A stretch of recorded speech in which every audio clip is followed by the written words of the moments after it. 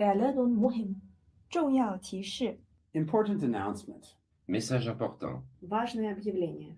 Anuncio importante. يرجى من المتحدثين الكرام إلقاء بياناتهم بسرعة معقولة لضمان ترجمة فورية وافية وعالية الجودة. 为了帮助口译准确完整传递发言信息，请代表发言时语速不要过快。 Speakers are kindly reminded to deliver their statements at a reasonable pace to ensure complete and quality interpretation. Il est rappelé aux orateurs qu'ils doivent présenter leur déclaration à un rythme raisonnable afin de garantir une interprétation complète et de qualité. Напоминаем ораторам, что для того, чтобы устный перевод был полным и качественным, необходимо выступать в умеренном темпе. Se ruega a los oradores que pronuncien sus declaraciones a un ritmo razonable para garantizar una interpretación íntegra y de calidad.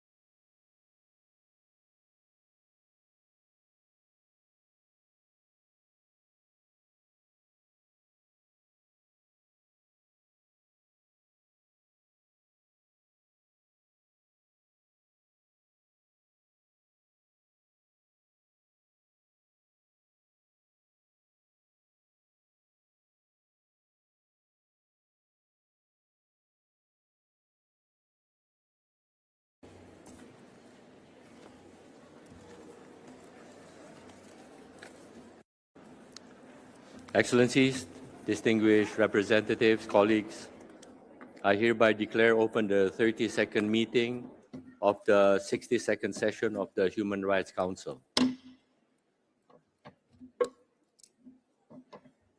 We shall now continue with what we left behind, and that is taking action on draft resolution L9, and we continue on general comments.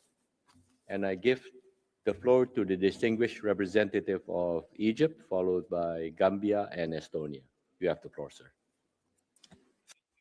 President, Egypt thanks the core group for presenting draft resolution L9.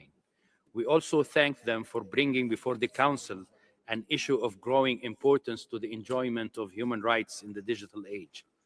Combating disinformation has become an urgent necessity. Digital technologies and artificial intelligence are reshaping the information environment to an unprecedented pace. Disinformation undermines public trust. It distorts access to reliable information. It deepens polarization. It weakens social cohesion. It can also fuel harmful narratives targeting individuals and communities. In certain contexts, it contributes to discrimination, hostility, and violence.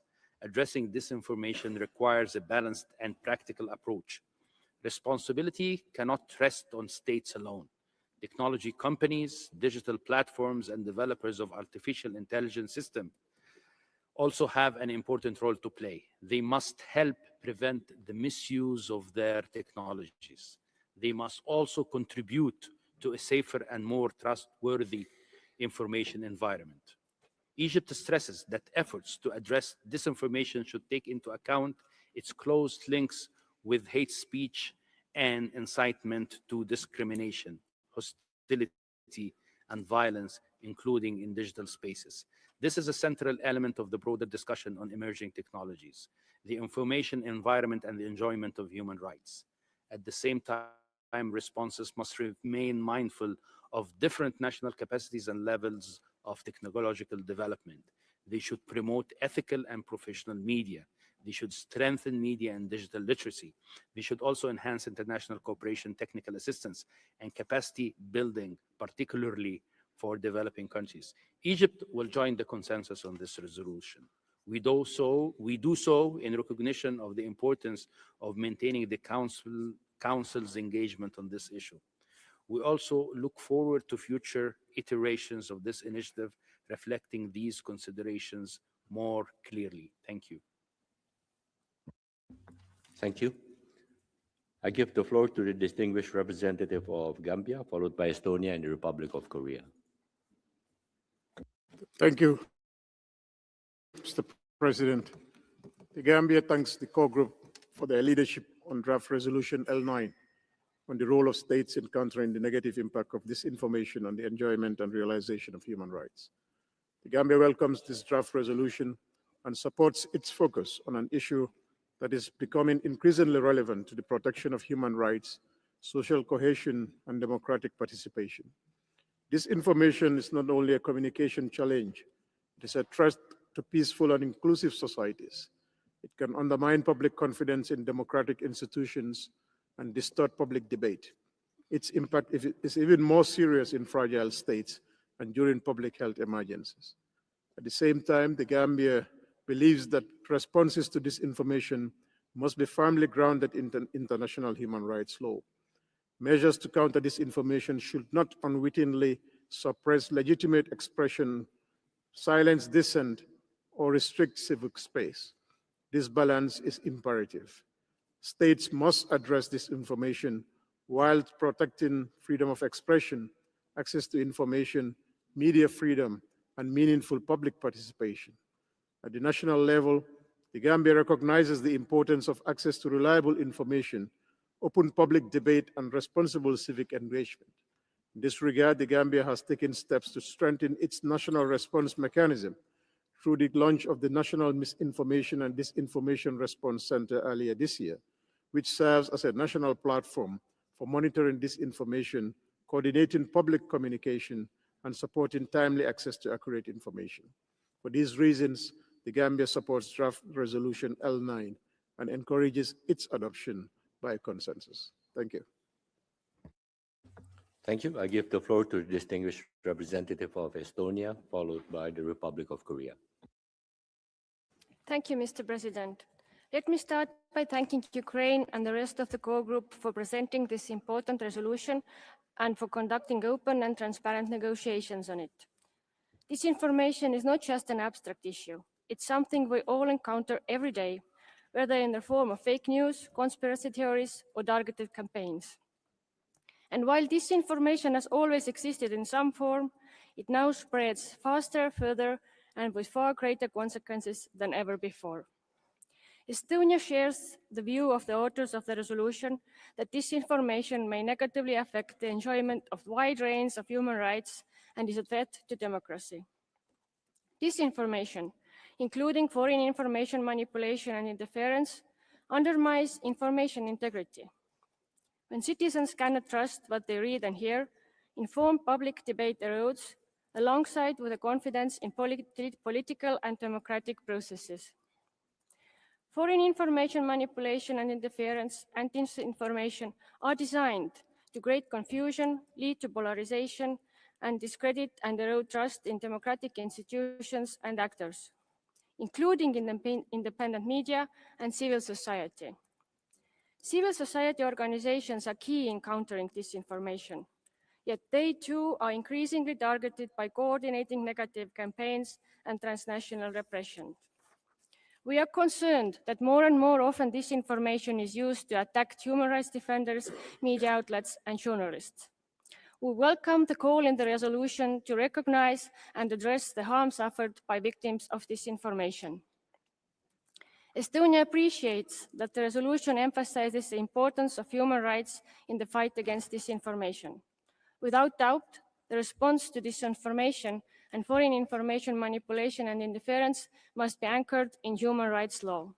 It must not police speech, but protect democratic choice. Mr. President, disinformation is a global phenomenon and no state is immune to its negative effects. An effective response requires more efforts from states, more coordination between them, and more cooperation between states and other stakeholders. In front of us, we have a focused and balanced text dealing with pressing international problems from the perspective of human rights. In the light of the above, Estonia strongly supports draft resolution L9 and urges others to do the same. We call for its adoption by consensus. I thank you. Thank you. I give the floor to the distinguished representative of the Republic of Korea. Thank you, Mr. President. At the outset, the Republic of Korea would like to thank the core group for once again presenting this important and timely initiative to the Human Rights Council, as this information has been recognized as a profound impediment to the exercise and enjoyment of human rights. We remain convinced that draft resolution L9 adequately reflects emerging trends in disinformation and helps maintain the Council's sustained attention to this important matter.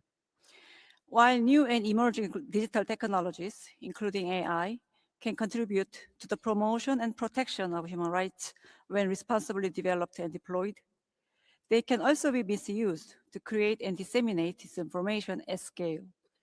This may exacerbate existing human rights risks, including discrimination and exclusion. We commend the core group's leadership in advancing this text in a balanced manner, building on previously agreed language.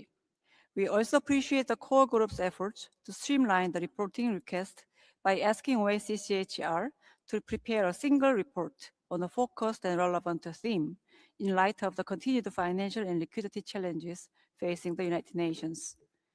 Against this backdrop, my delegation is pleased to support this text by joining as a co-sponsor. We encourage the Council to adopt this resolution by consensus, thereby demonstrating our collective and steadfast commitment to addressing these challenges. Thank you. Thank you. I see no further requests for general comments. I've been informed by the Secretariat that there are PBIs for this draft proposal. The corresponding PPI oral statement has been made available on the HRC extranet. I now give the floor to members of the Council who wish to make explanation of vote before the vote on the draft proposal L9. I give the floor to the distinguished representative of China. 主席先生，虚假信息是国际社会的共同敌人。 Thank you very much, Chairperson. China is robustly opposed to this scourge and calls on all countries to combat it with solidarity and cooperation. If countries disseminate disinformation for political ends, this runs against human rights and is tantamount to interference against other countries, imposing often UCMs which deprive their people of human rights. These acts seriously undermine the work and credibility of the international human rights mechanisms and warrant this Council's attention. Draft Resolution L9, as we see it, disproportionately highlights freedom of expression and thus lacks balance. It does not get down to the profound underlying causes of disinformation or the damaging practices which are undermining the human rights mechanisms. The solutions which are thus proposed in the draft resolution do not appropriately target specific causes and will not therefore manage to effectively resolve the problem.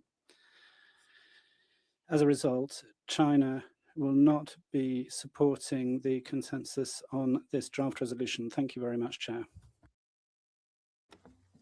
Thank you. I see no further request for explanation of vote before the vote. Is there a request for a vote? I see none. May I take it that draft proposal L9 may be adopted without a vote? It is so decided.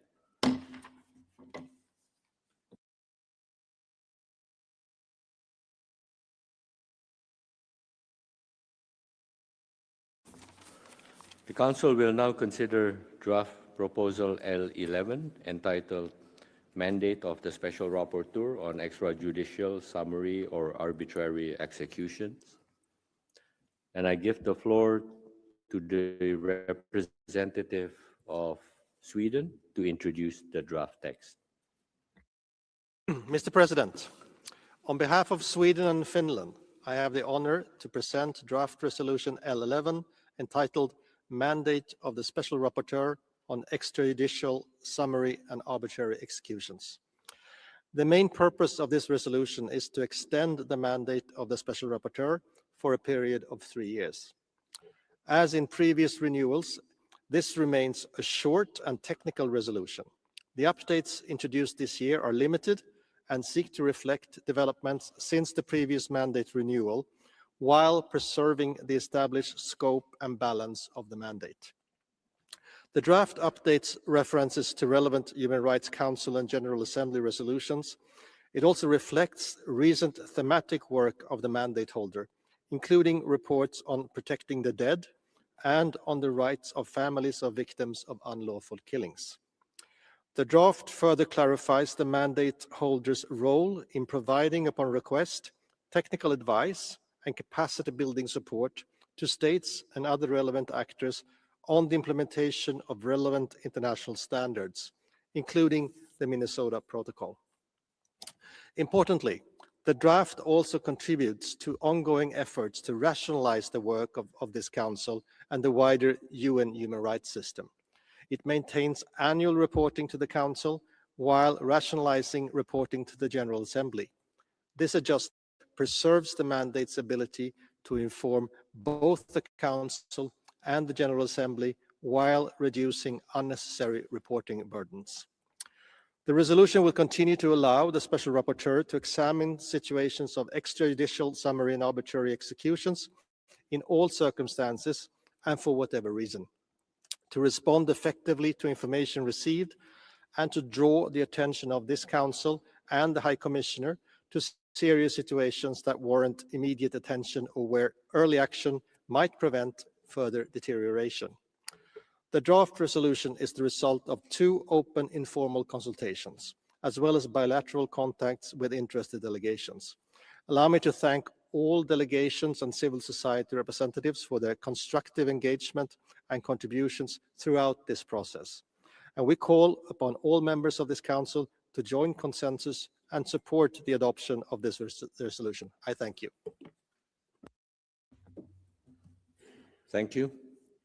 I've been informed by the Secretariat that there are 15 additional co-sponsors to the proposal. I now give the floor to members of the Council who wish to make general comments.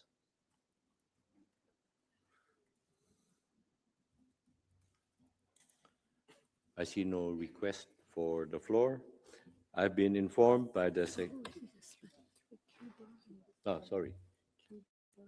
I recognize the distinguished representative of Spain, followed by Cuba.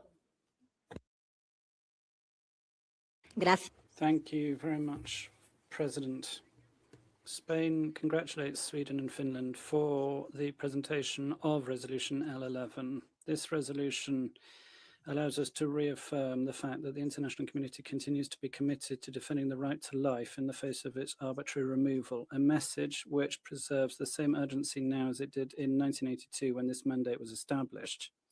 Since then, the successive mandate holders have contributed to the normative development and effective protection of the right to life, tackling some of the most serious human rights violations. In so doing, this mandate continues to remind us of fundamental principles in international law, including the fact that the death penalty is a cruel, inhuman, degrading punishment, which is not compatible with human dignity and runs contrary to the universal tendency towards its abolition.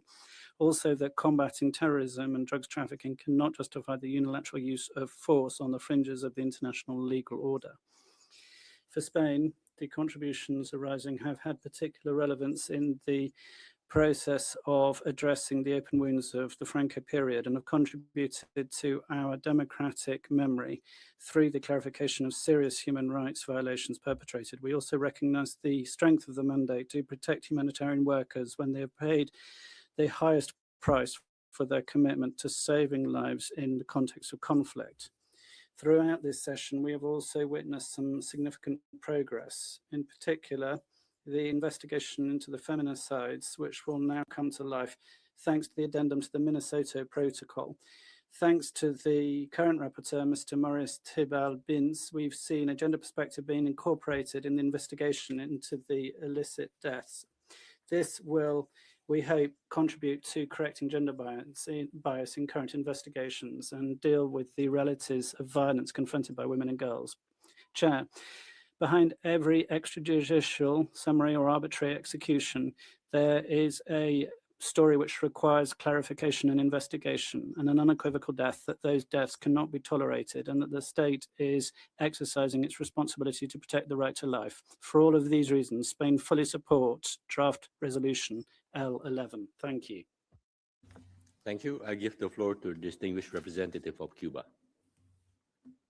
Thank you very much, Chair. Cuba condemns all extrajudicial executions or summary or arbitrary executions in all of their forms and supports the renewal of the mandate of the Special Rapporteur. Comprehensive protection of the right to life represents a priority for the Cuban state, and this is recognized in Article 46 of our Republic's Constitution. This mandate has a relevant role in promoting constructive dialogue as well as respectful dialogue and genuine cooperation between states, in facilitating exchanges of good practice and the strengthening of national capacity building. In line with our firm commitment to human rights, Cuba supports this draft resolution, but that support is without prejudice to our established national position concerning the ICJ and the Rome Statute. Thank you. Thank you. I see no further requests for the floor.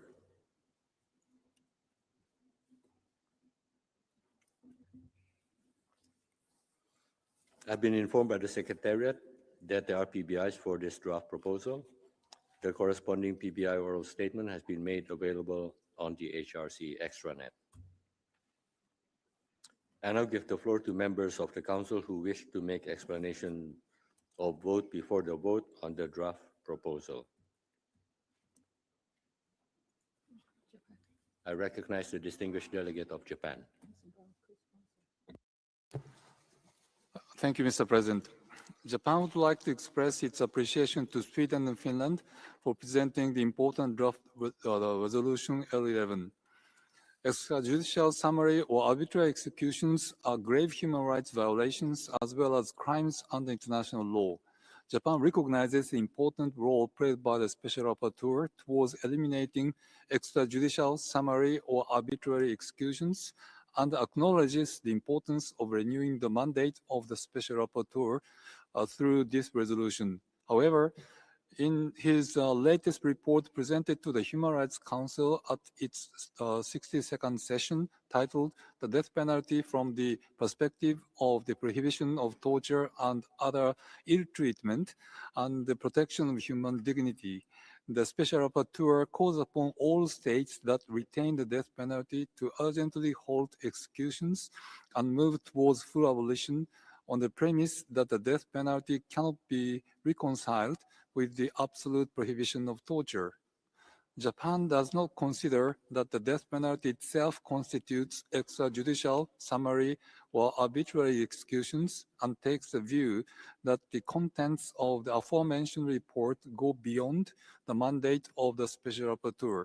Moreover, in light of the various treaties to which Japan is a party, as well as customary international law, we understand that under international law, there is no established norm that death penalty and the practices normally associated with executions are incompatible with the prohibition of torture. Accordingly, we cannot support OP5 and therefore dissociate ourselves from it. That said, we acknowledge the importance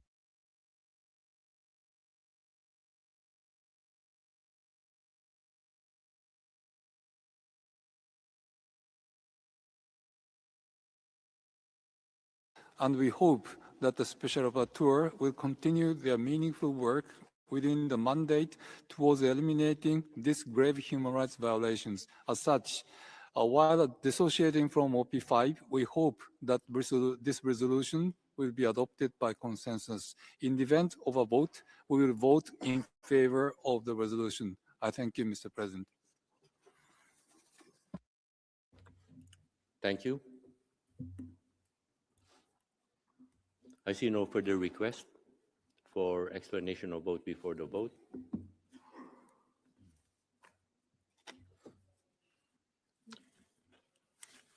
Now, is there a request for a vote?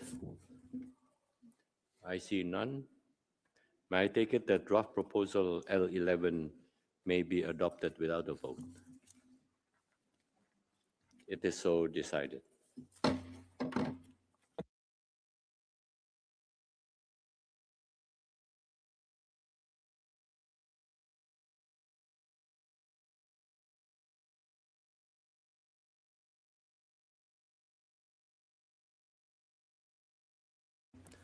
The Council will now consider draft proposal L12/Ref1 entitled Freedom of Opinion and Expression, and I give the floor to the distinguished representative of Sweden, followed by the Netherlands. Oh, sorry. I give the floor to the distinguished representative of Canada, followed by the Netherlands. Thank you, Mr. President. I have the honor to introduce draft resolution L12 on freedom of opinion and expression. Canada presents this resolution together with the Kingdom of the Netherlands on behalf of Brazil, Fiji, Namibia, and Sweden. First, allow me to thank all the delegations for their rich engagement throughout the informals process. The core group endeavored to manage this process in an inclusive, constructive, and transparent manner. Delegations participated in good faith, offering thoughtful proposals and working collaboratively towards a positive outcome. This resolution is stronger because of this collective effort. The right to freedom of opinion and expression is central to good governance and contributes to peaceful, inclusive, and resilient societies. For this iteration of the resolution, it was important to reflect contemporary and emerging challenges to this right. This includes opportunities the opportunities and difficulties posed by new and emerging digital technologies, including AI, the barriers created by technology-facilitated gender-based violence, particularly for women and girls, the immense threat of repressive activities conducted abroad and their adverse impacts on victims, and the harms caused by misinformation and disinformation, and the importance of safeguarding information integrity.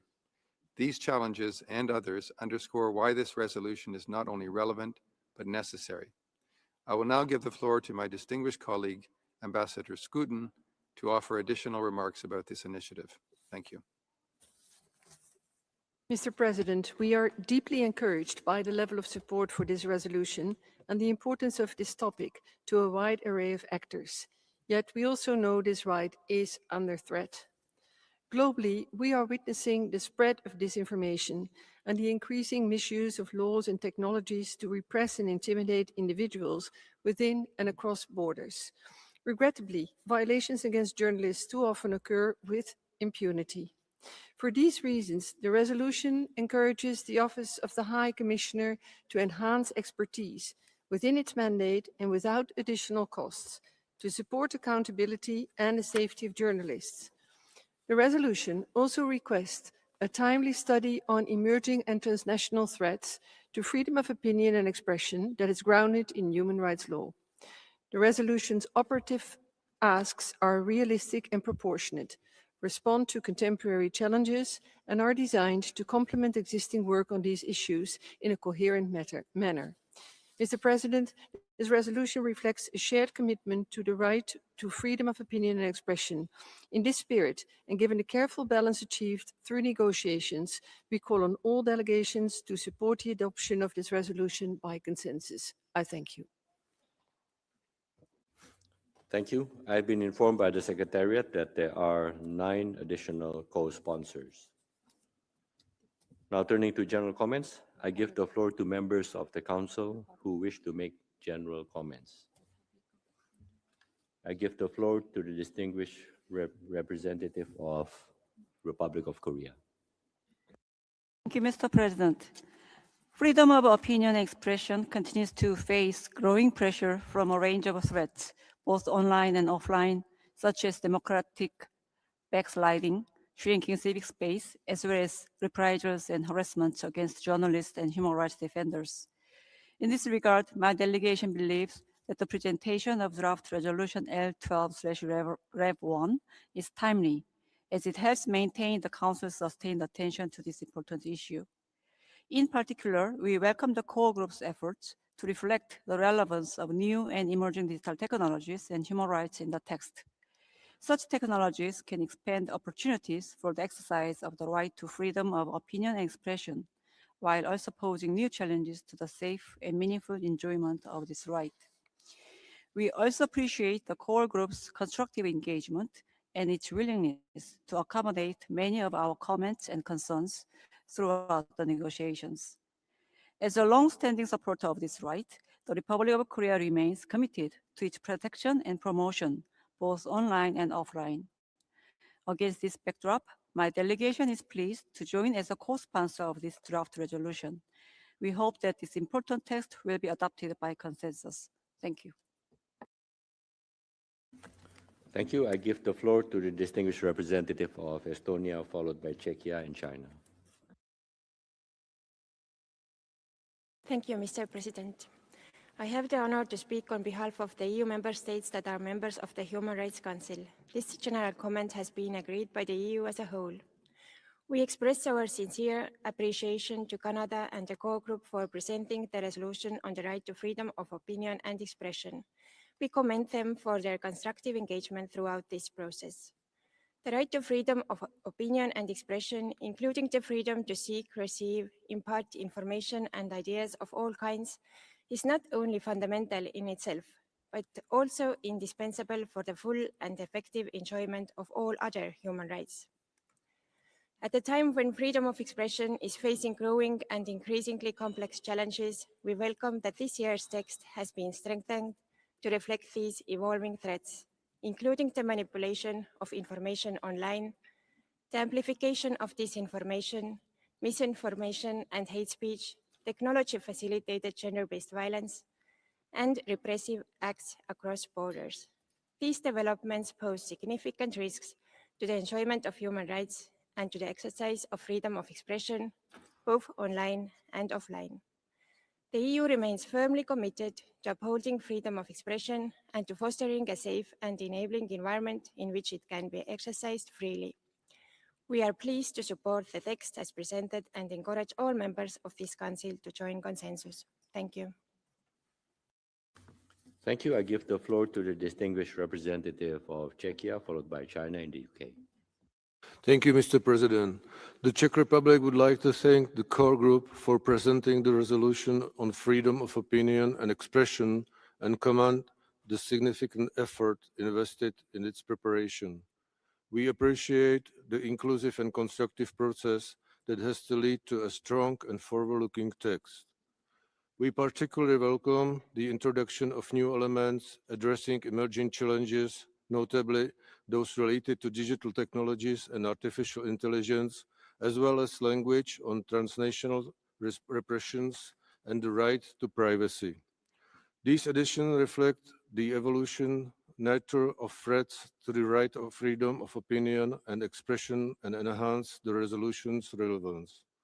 We also commend the rationalization of outputs, which contributes to greater clarity, efficiency, and coherence of the Council work in this area. We express our full support for the mandate of the Special Rapporteur and remain committed to advancing and protecting the right to freedom of opinion and expression, both online and offline. I thank you. Thank you. I give the floor to the distinguished representative of China, followed by UK and Cuba. 主席先生，中国 President, the Chinese government attaches great importance to the protection of the freedom of opinion, to protect citizens' rights in this aspect, to give full play to the media role in supervision. This has to be exercised within the framework of law. It should not affect the other citizens, the states, and other people's rights. This is in conformity with the Universal Declaration of Human Rights and other instruments. We have to stress 2 points. One, the obligation and rights are two sides. We only talk about rights, not obligations. This will bring risk. We should not use controversial expressions. Second, some paragraphs of the resolution cannot be used to expand mandate. This is our prerequisite. We appreciate the proposals made.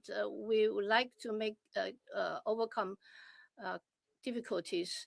We're ready to join in the consensus on this resolution. Thank you, Mr. President. Thank you. I give the floor to the distinguished representative of UK, followed by Cuba and Brazil. Very much, Mr. President. The UK is pleased to join consensus on this important resolution and thanks the core group for its leadership throughout the negotiations. Freedom of opinion and expression is a cornerstone of democratic societies, accountability and the protection of all human rights. At a time when journalists, media workers, human rights defenders and civil society actors face growing threats, this resolution sends a clear signal that they must be able to carry out their work freely and safely. The strengthened language on safety of journalists, combating impunity, transnational repression, and strategic lawsuits against public participation is welcome. We particularly welcome the resolution's strong recognition of the barriers that women and girls continue to face in exercising their right to freedom of opinion and expression. The strengthened language on technology-facilitated gender-based violence, digital inequalities, and the importance of women and girls' full, equal, meaningful, and safe participation online and offline is especially important. We welcome the resolution's focus on digital technologies, artificial intelligence, and information integrity. Responses to disinformation must remain rooted in international human rights law while promoting transparency, accountability, and access to reliable information.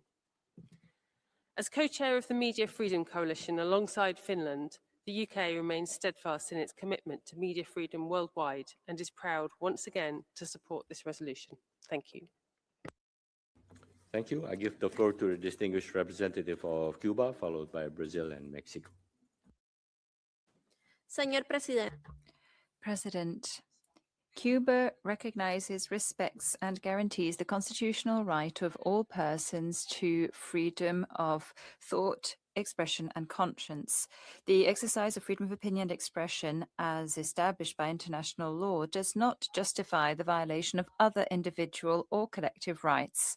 In this context, we'd like to reiterate our condemnation of hate speech and hate acts which promote violence, discrimination, and intolerance.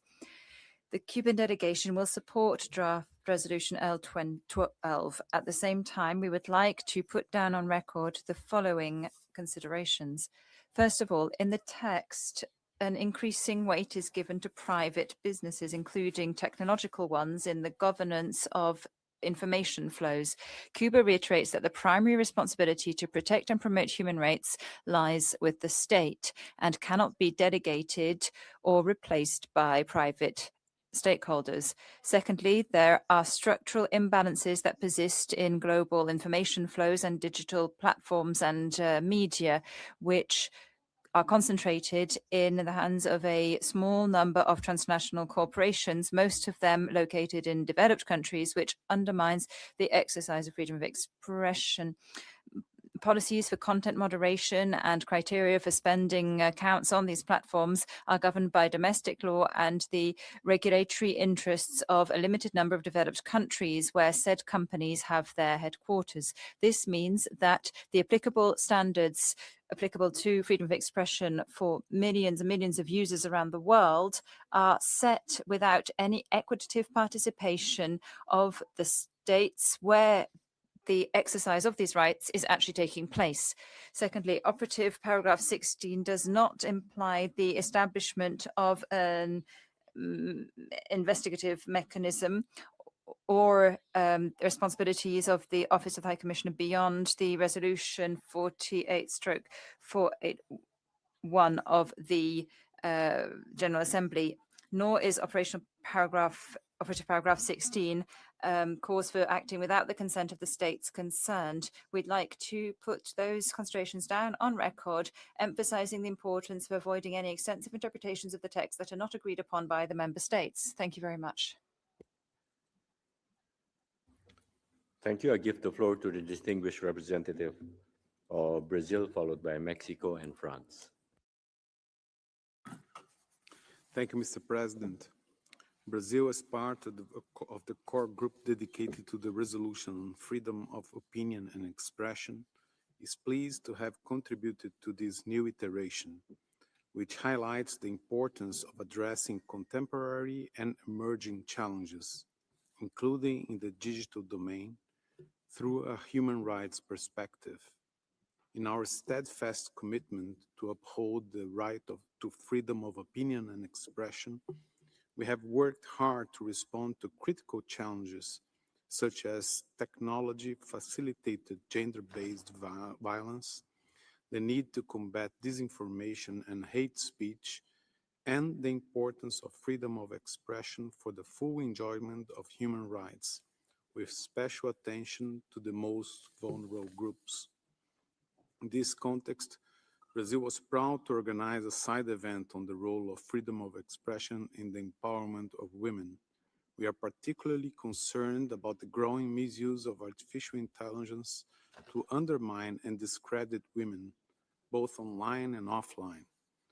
This challenge is compounded by the spread of disinformation and the proliferation of fake news, which seek to silence women and girls, discourage their participation in public life, and exclude them from democratic processes. Brazil wishes to express its appreciation to the other members of the core group and the pen holders for their efforts to address the broad range of issues relating to freedom of opinion and expression within the Council's mandate in a comprehensive, integrated, and balanced manner, while giving due consideration to other relevant human rights, including the right to privacy. In that spirit, Brazil calls on all Council members to support the adoption of draft resolution L12 by consensus. Thank you. Thank you. I give the floor to the distinguished representative of Mexico, followed by France. Gracias. Thank you, President. Mexico welcomes and would like to thank Canada, Brazil, Fiji, Namibia, the Netherlands, and Sweden for the presentation of draft resolution L12 on freedom of opinion and expression. We recognize that the negotiations were held in an inclusive, transparent, and constructive fashion. Mexico has consolidated a robust legal framework that recognizes freedom of expression and opinion as fundamental rights in keeping with Articles 6 and 7 of our Constitution. According to UN Women, digital violence against women and girls continues to increase globally, triggering a significant inhibiting effect on their participation in public spaces and opinion spaces. This contributes to self-censorship and to the shrinking of their presence in public debate. Therefore, we'd like to thank the core group for having kept in the text concern about the risk of women and girls' exposure to violence and discrimination in the digital environment, including technology-facilitated gender-based violence. Finally, we'd like to say that we appreciate the fact that the resolution strengthens the call for accountability for violations against journalists as an essential element of safeguarding the freedom of the media and for ensuring access to independent, plural, and trustworthy information. Therefore, Mexico is co-sponsoring draft resolution L12, and we encourage this council to adopt it by consensus. Thank you. Thank you. I give the floor to the distinguished representative of France. Merci, Monsieur. Thank you, President. France would like to thank the Trans-Regional Core Group comprising the Netherlands, Brazil, Canada, Fiji, Sweden, and Namibia for having presented draft resolution L12 on freedom of expression and opinion. As our Council has repeatedly underscored, this right is not just essential per se, it is also crucial for the full and effective enjoyment of all other human rights. In a context of growing constraints on freedom of expression and freedom of the media through the spread of false information and the manipulation of information, all of which is magnified by AI, France would like to express its solidarity towards journalists and media professionals who don't hesitate to put their own safety at risk in order to provide impartial information. We welcome that this resolution echoes these concerns as well as others such as gender-based violence facilitated by technology or repressive activities carried out abroad. It is in light of this commitment that France supports this resolution, and we invite all members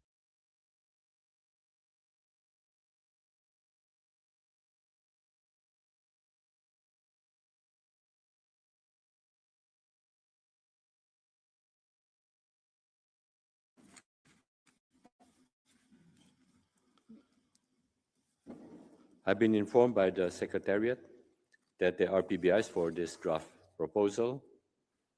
The corresponding PBI oral statement has been made available on the HRC extranet. I now give the floor to members of the Council who wish to make explanation or vote before the vote on the draft proposal. I give the floor to the distinguished representative of Japan. Thank you, Mr. President. We express our appreciation to the core group behind draft resolution L12-1 for its commitment and for convening the informal consultations. We consider this, we consider freedom of opinion and expression to be an indispensable foundation of a democratic society and a prerequisite for the enjoyment of many other human rights. In this regard, we have consistently joined the consensus on similar resolutions. We welcome the efforts made by the core group through this draft resolution to address contemporary challenges in the context of freedom of expression, including emerging digital technologies such as artificial intelligence, online violence against women and girls, technology-facilitated gender-based violence, and the protection of human rights defenders. we consider that this draft resolution contributes to the promotion and protection of the right to freedom of expression. At the same time, we consider it important that due consideration be given to the different national circumstances and domestic legal systems of states. Regarding strategic lawsuits against public participation, SLAPs, while the protection of freedom of expression is of paramount importance in Japan, the right of access to the courts is also a fundamental right guaranteed under the Constitution. Accordingly, any measures that would restrict the filing of lawsuits require particularly careful consideration. We therefore believe that the responses to SLAPs should be determined in accordance with the national circumstances and legal systems of each state. We also recognize the importance of strengthening responses to repressive acts.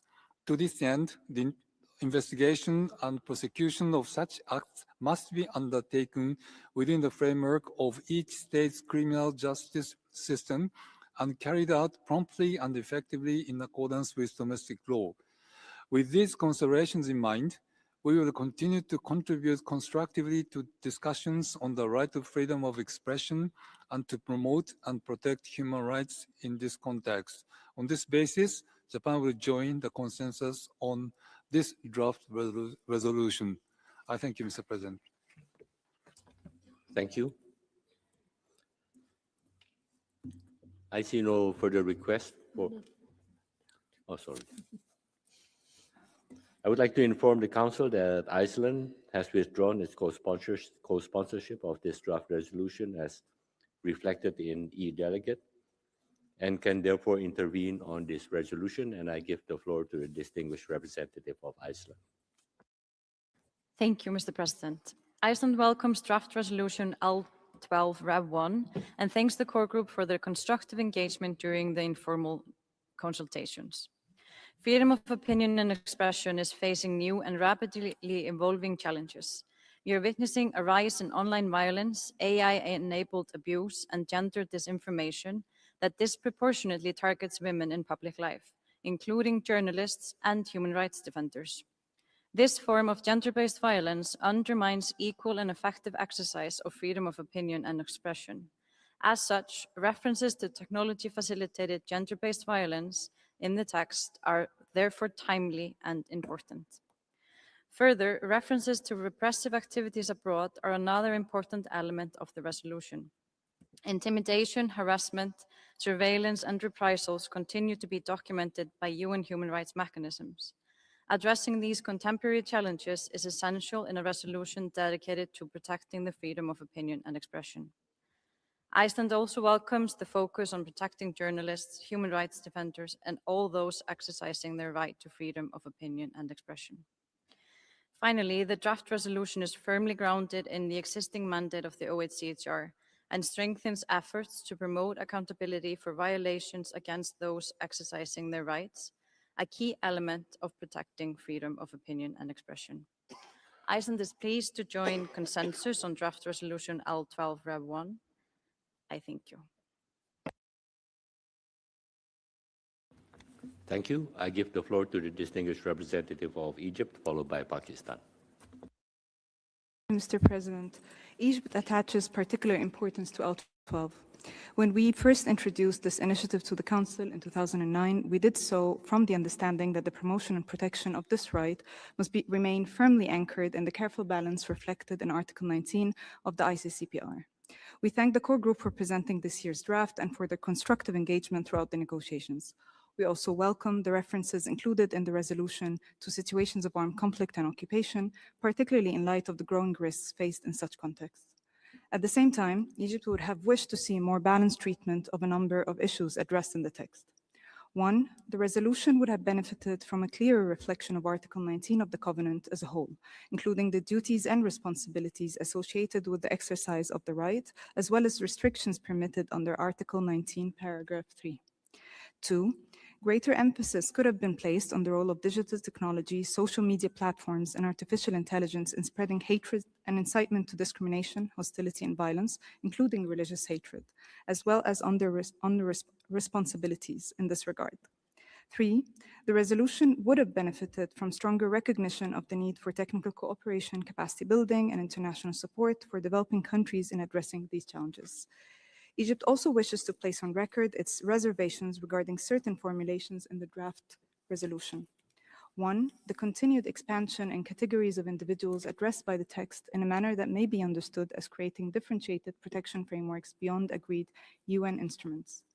2, references to the full, equal, and safe participation of girls in decision-making processes, which should remain consistent with relevant agreed language. 3, the incorporation of language that seeks to define concepts that have not been subject to intergovernmental negotiations. And 4, and while we appreciate revisions introduced by the core group to OP16, Egypt remains of the view that it could be understood as creating a procedural precedent in the work of the Council by using a thematic resolution to expand or enhance the investigative capacities of existing UN mechanisms outside the framework of the relevant resolutions. In light of these considerations, Egypt joins consensus on this draft resolution on the understanding that it does not reinterpret or conflate the agreed framework of the ICCPR or expand the work of the Council and its mechanisms beyond their relevant mandates, and with the expectation that future iterations will more adequately reflect these concerns. Thank you, Mr. President. Thank you. I give the floor to the distinguished representative of Pakistan. Thank you again, Mr. President. Pakistan thanks the core group for introducing draft resolution L.12/Rev1. We appreciate the sponsors, especially for their engagement across both readings of the draft text and their flexibility in accommodating perspectives and concerns. Transparent and inclusive consultations should continue to guide this Council's approach to this important topic. The right to freedom of opinion and expression is a cornerstone, no doubt, of democratic societies. Strict adherence to the provisions of binding human rights instruments is increasingly important amidst growing challenges. These include shifting political and economic landscapes, the misuse of new technologies, and the dangerous mainstreaming of hatred constituting incitement, especially Islamophobia. We have three observations in this regard to place on the record. First, from a thematic standpoint, the human rights risks of monopolistic capture of media and technology platforms have been omitted. This is all the more notable in view of broadly shared concerns around journalistic freedom and editorial independence. Future iterations should seek to address the implications of growing monopolization in the information space on the freedom to seek, receive, and impart information. Second, we are concerned that the operative path seeks to enhance the capacity of mandates unrelated to the thematic focus of the draft resolution under consideration. This is a notable departure from the Council's established practice and sets a precedent with unforeseeable consequences. Third, the exercise of the right to freedom of expression carries with it special duties and responsibilities as laid out in Article 19.3 of the ICCPR, as well as grounds for prohibition in Articles 21 and 2. The conflation of human rights treaty obligations with expert documents or interpretative guidance must be avoided, as it constitutes a risk to the integrity of the interlocking and complementary provisions of the ICCPR as a whole. Nevertheless, Pakistan will join in consensus on the draft resolution contained in document L.12/Rev1 on the freedom of opinion and expression. Thank you. Thank you. I see no further request for explanation of vote before the vote. Is there a request for a vote? I see none. May I take it, therefore, that draft proposal L12/Rev1 may be adopted without a vote? It is so decided.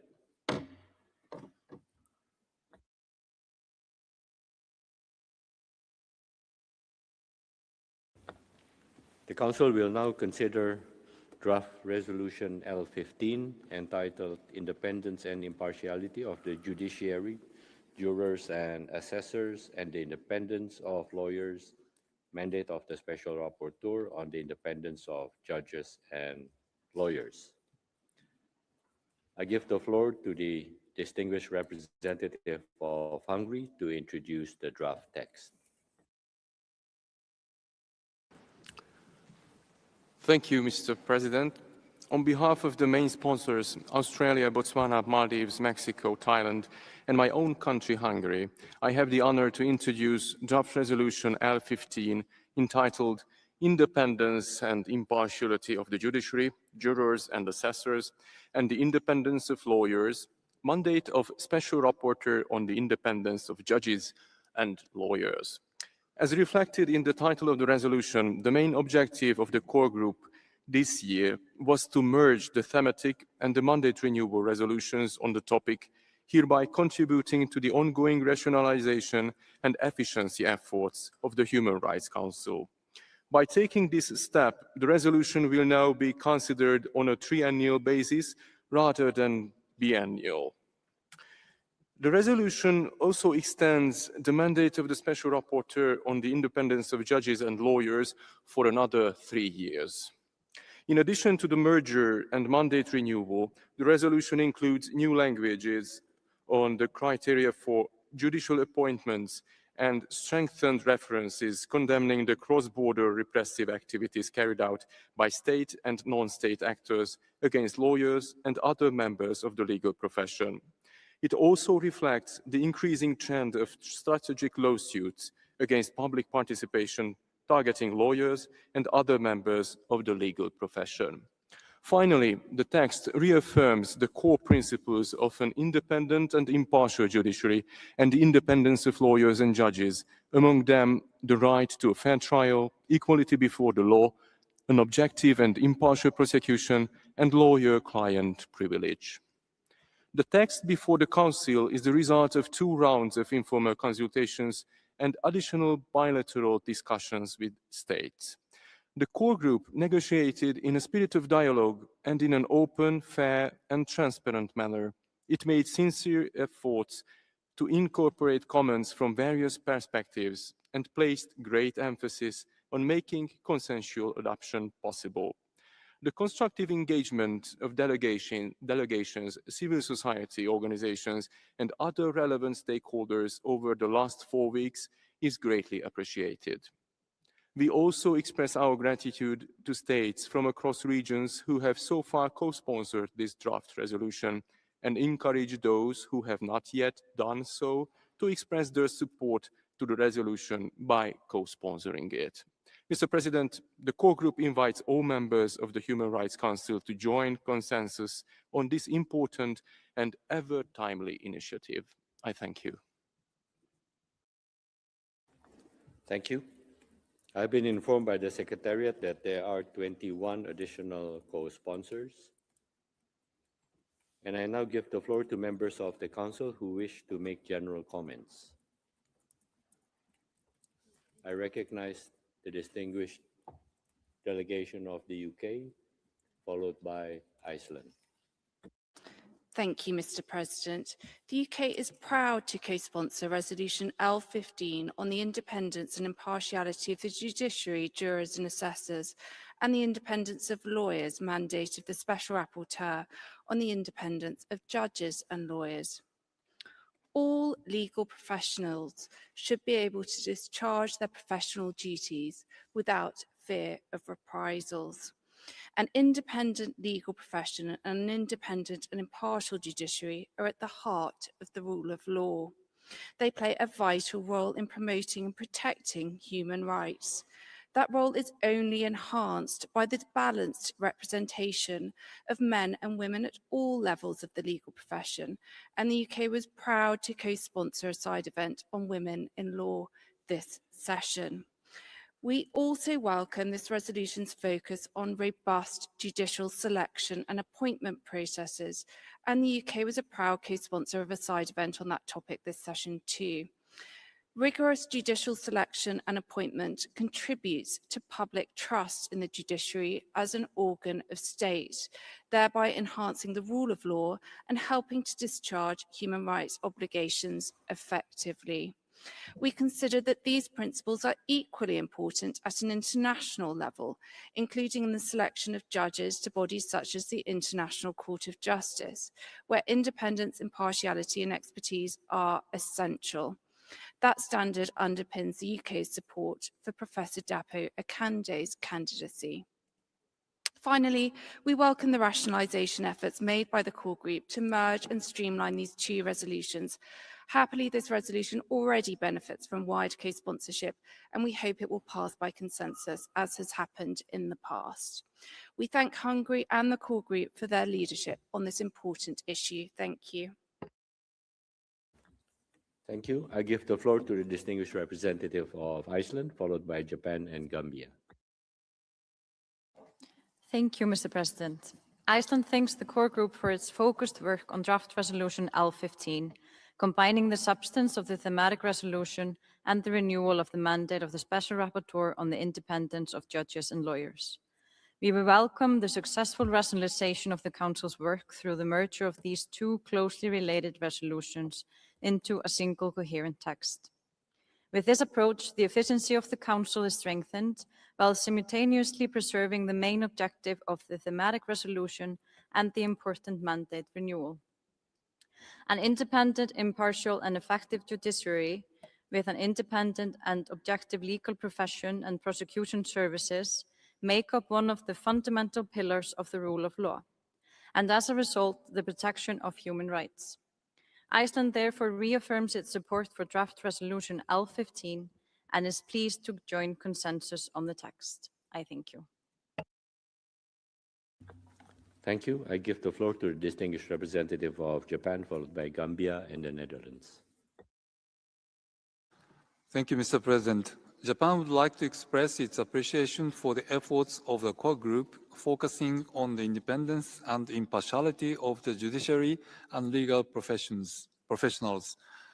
The independence of legal professionals and the integrity of judicial system are key pillars of the rule of law and prerequisite for the protection of human rights, yet there have been increasingly frequent attacks against them. Accordingly, it is essential to renew the mandate of the Special Rapporteur on the independence of judges and lawyers through this draft resolution. Japan hopes that the independence of the judiciary and legal professionals will be further ensured through the Special Rapporteur's work. We therefore support this resolution once again as a co-sponsor. We hope that this resolution will be adopted by consensus. In the event of a vote, Japan will vote in favor of the resolution, and we hope that other members will do the same. I thank you, Mr. President. Thank you. I give the floor to the distinguished representative of Gambia, followed by the Netherlands and Cuba. Thank you very much, Mr. President. The Gambia thanks members of the core group for their leadership on draft resolution L15 on the independence and impartiality of the judiciary, jurors and assessors, and independence of lawyers. The Gambia welcomes this draft resolution and supports the renewal of the mandate of the Special Rapporteur for a further period of 3 years. An independent and impartial justice system is central to the rule of law, democratic governance, and imperative to the promotion and protection of human rights. Without independent judges, lawyers, and prosecutors, human rights becomes an illusion. Victims lose confidence in the justice system, and the justice system itself loses legitimacy, and accountability becomes selective. The Gambia attaches great importance to the continued work of the Special Rapporteur, including in supporting states through dialogue, technical assistance, and practical recommendations on strengthening the independence of the judiciary, the independence of lawyers, and objectivity and impartiality of prosecutors. Our national experience has shown that the judiciary is the last bastion in the protection of human rights, and so justice institutions must be insulated from political pressures, corruption, and undue interference. It has also shown that institutional reform is essential where justice systems have been weakened by past abuses. We therefore underline the importance of protecting judges, lawyers, prosecutors, and all justice sector actors from threats, harassment, and retaliation. Their independence is a fundamental pillar of the rule of law and an essential safeguard for every person seeking justice. For these reasons, the Gambia supports draft resolution L15 and encourages its adoption by consensus. Thank you. Thank you. I give the floor to the distinguished representative of the Netherlands, followed by Cuba. Thank you, Mr. President. The Kingdom of the Netherlands wishes to express its support for draft resolution L15. An impartial and independent judiciary, as well as the independence of lawyers, are indispensable elements for the rule of law. In this spirit, we thank the core group for presenting this important resolution and for their constructive engagement throughout the negotiation process. We particularly wish to highlight two elements. First, the core group's efforts towards rationalization, and second, the retaining of important language with regards to gender equality. Regarding the first point, we commend the core group for merging the thematic and mandate renewal resolutions. We consider rationalization efforts as a common responsibility of all member states, which can only be effectively addressed if done together. We urge all member states to commit to this objective. Regarding the second point, we are pleased to see that important language on gender equality was retained in the text. In this regard, we particularly welcome the language reflected in OP4 regarding the full, equal and meaningful participation and representation of women in public decision-making roles throughout the judicial system. We consider this element significant in contributing to the achievement of gender equality. Therefore, we express our support for the resolution and call for its adoption by consensus. Thank you. Thank you. I give the floor to the distinguished representative of Cuba. Thank you very much, Chairperson. Cuba supports the renewal of the mandate of the Special Rapporteur on the independence of judges and the judiciary. Constructive dialogue and genuine cooperation on a basis of mutual respect without interference is essential to ensure national institutions of justice are restored and that good practice exchange is promoted, as well as that we have a contribution to the rule of law, bearing in mind the circumstances and priorities of each country. Extensive interpretations of the mandate aimed at privileging politicization are damaging and counterproductive, and we hope that the renewal of this mandate will contribute to strengthening the focus on respectful dialogue and constructive decision-making that must always prevail. Thank you very much, Chair.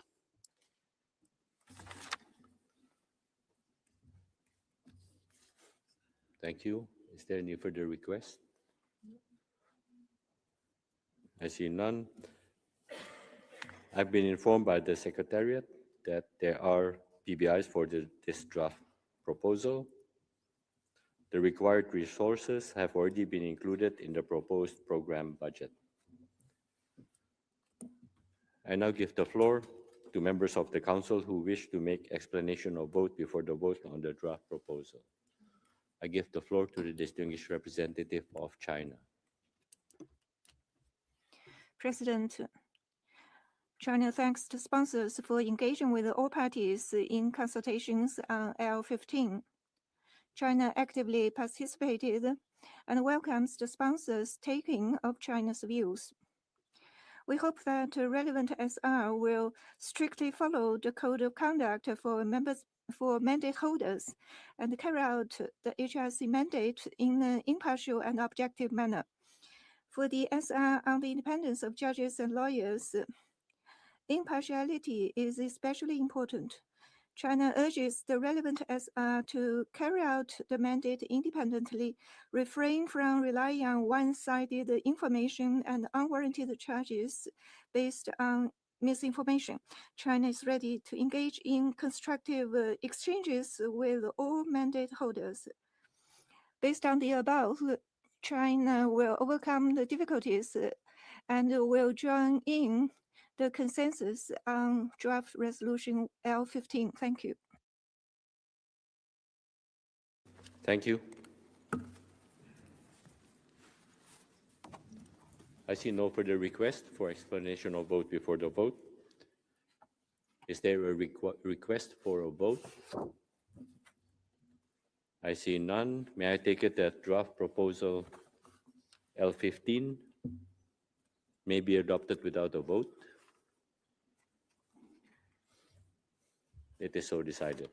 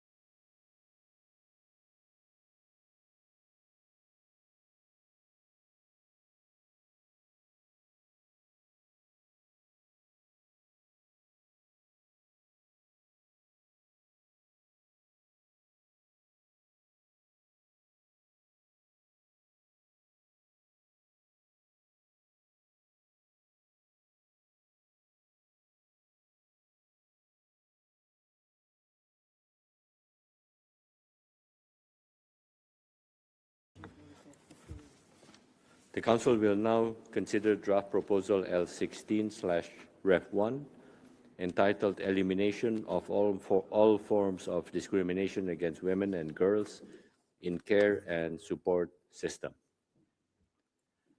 I give the floor to the representative of Mexico to be followed by the representative of Spain to introduce draft proposal L16/Ref1. Thank you very much, President. I'm delighted to present alongside Spain and Iceland draft resolution L16/Rev1. The text we're presenting today represents a shared effort to continue to progress towards substantive equality and the promotion and protection of the rights of women and girls. It also represents a shared effort to address the requirements towards the need for efficiency and rationalization of this council pursuant to the convergence of initiatives and maximum leverage of their impact. The draft resolution focuses on the elimination of all forms of discrimination against women and girls in the context of care and support systems. This is an issue which is incumbent on all states with no exception. Care and support are essential pillars for our society and economy. Nonetheless, the disproportionate distribution of care and support tasks, as well as domestic work, is one of the driving factors fostering gender inequality. This draft resolution demonstrates how gender inequality across care and support systems impact the enjoyment of human rights by women and girls, and highlights the importance of separating care and support responsibilities from gender roles and stereotypes. At the same time, we call on states to build and strengthen care and support systems which are sustainable and human rights based, and that they also incentivize companies to contribute to that effort. President, we would like now to pass the floor to the delegation of Spain to continue the presentation of this initiative. President, the draft resolution being submitted to this Council's consideration is the fruit of a wide-ranging, transparent process in which we carried out 8 informal consultations and many bilateral meetings. Throughout the process, we listened with respect, attention and openness to the various perspectives put forward by the countries involved in the debates. We fostered dialogue and we urged for a search for solutions and to seek to address the concerns of delegations. We'd like to thank all delegations that constructively participated to come up with a robust text on such an important issue. Nonetheless, we regret that despite efforts to reach a balanced text which conflates and reflects the proposals of this shared work, we have seen various amendments presented to the text, which we will be requesting a vote on. We would like to recall that given the global nature of this issue, it's imperative that the states talk with a single voice. We reaffirm our work for the multilateral work of this Council in progressing with the care and support agenda from a human rights perspective with a backbone of sustainable development running through it. And we trust that on the basis of our aspiration, this resolution will be adopted by consensus, as has happened traditionally in the past. Thank you. Thank you. I understand that Amendment L31 has been withdrawn. I now give the floor to the distinguished representative of the Russian Federation to introduce written amendment L38 and L39. I would kindly request the representative to introduce all amendments together on the understanding that each amendment will be acted upon separately. You have the floor. Thank you. President, the Russian Federation is committed to the efforts to eradicate discrimination against women and girls at the national and international levels. We welcome the co-sponsors' efforts to join similar initiatives and their attempts to give the text a comprehensive character. However, in practice, the draft before us is lopsided and does not take into account the positions of many countries.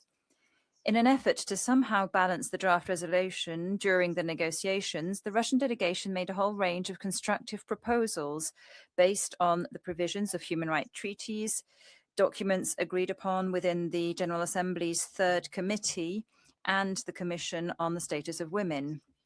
Unfortunately, most of our proposals were rejected on highly dubious grounds. We're particularly concerned by the ongoing attempts to ignore the obligations of states under international human rights treaties, including the Convention on the Eradication of All Forms of Discrimination Against Women, which clearly and precisely stipulate that there's a prohibition on discrimination or on drawing any distinction on grounds of sex and not gender, as all sponsors of the document are trying to say. You just need to open up the text of the treaties I mentioned in order to be convinced of this. In order to improve this lack of consistency, we introduced Amendment L38.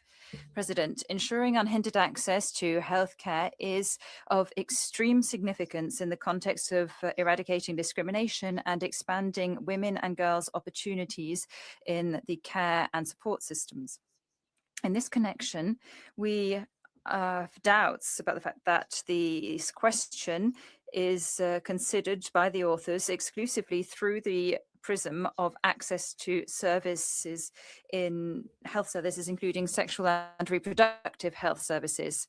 However, such an interpretation deliberately narrows the essence of this problem and leaves outside of the area the services in the field of healthcare, which in many countries fall under the national measures of social protection and population support. In order to overcome this bias, during the consultations, we insistently called on authors to reflect in the document the whole range of matters relating to access to healthcare services, as is foreseen in Sustainable Development Goal 3.7 and 3.8. Given that the sponsors clearly ignored our initiatives, we have introduced Amendment L39.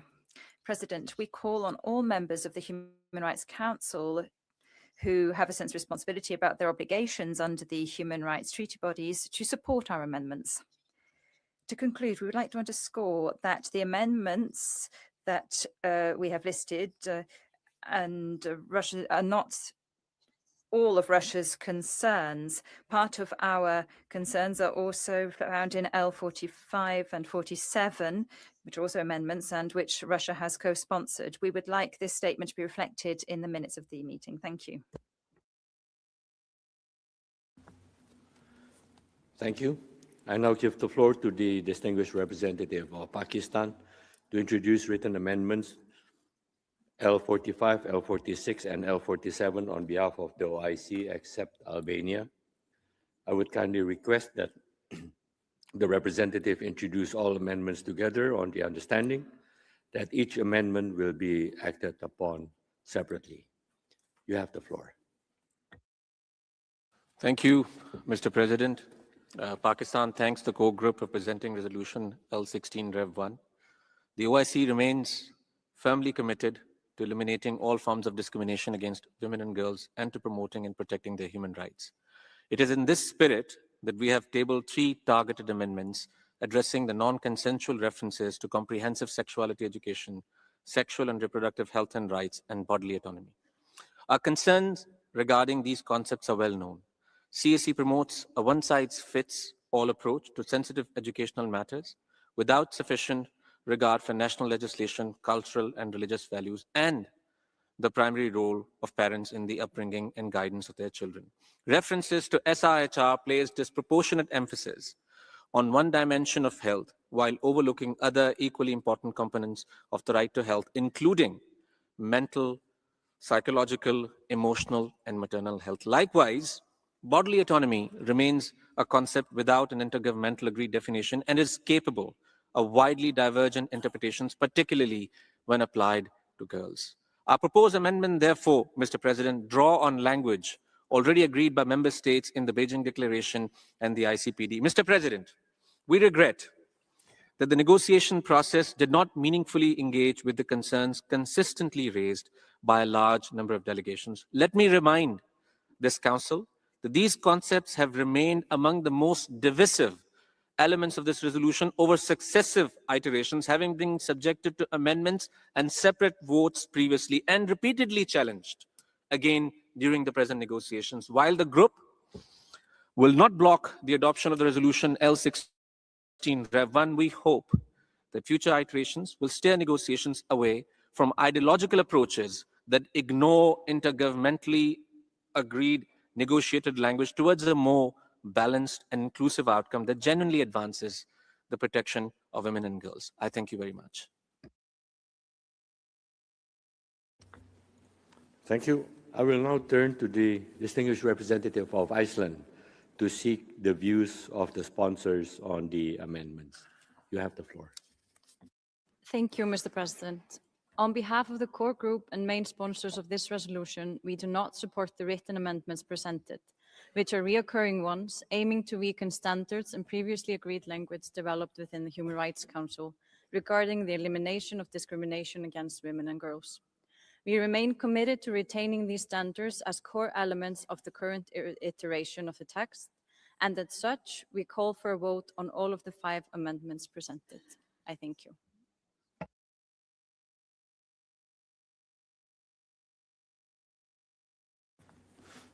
Thank you. I've been informed by the Secretariat that there are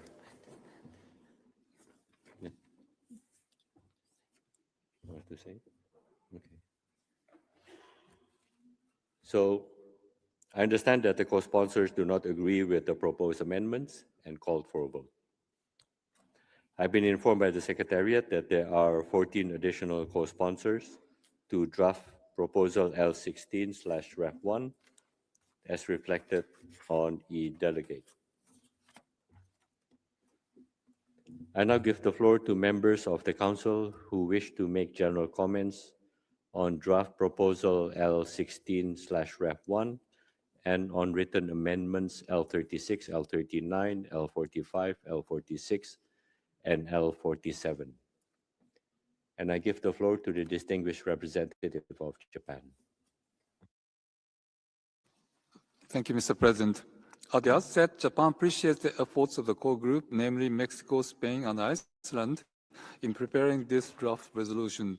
Japan believes that the elimination of all forms of discrimination against women and girls and the achievement of gender equality are indispensable to the protection and promotion of human rights and to the realization of sustainable development. Japan understands that this draft resolution delivers an important message by focusing on the gender dimensions of care and support systems, highlighting the continuing disproportionate burden of care responsibilities borne by women and girls, and promoting the development of inclusive and sustainable care and support system from a human rights perspective. We believe that such efforts contribute not only to the empowerment of women and girls, but also to realization of an inclusive society in which all persons can live with dignity. Japan has been implementing a wide range of measures aimed at realizing a gender equal society in which both women and men can fully develop and exercise their individuality and abilities. These measures include supporting the reconciliation of work and family responsibilities, promoting men's uptake of paternity leave, advancing women's economic empowerment and leadership, and intensifying efforts to eliminate all forms of violence.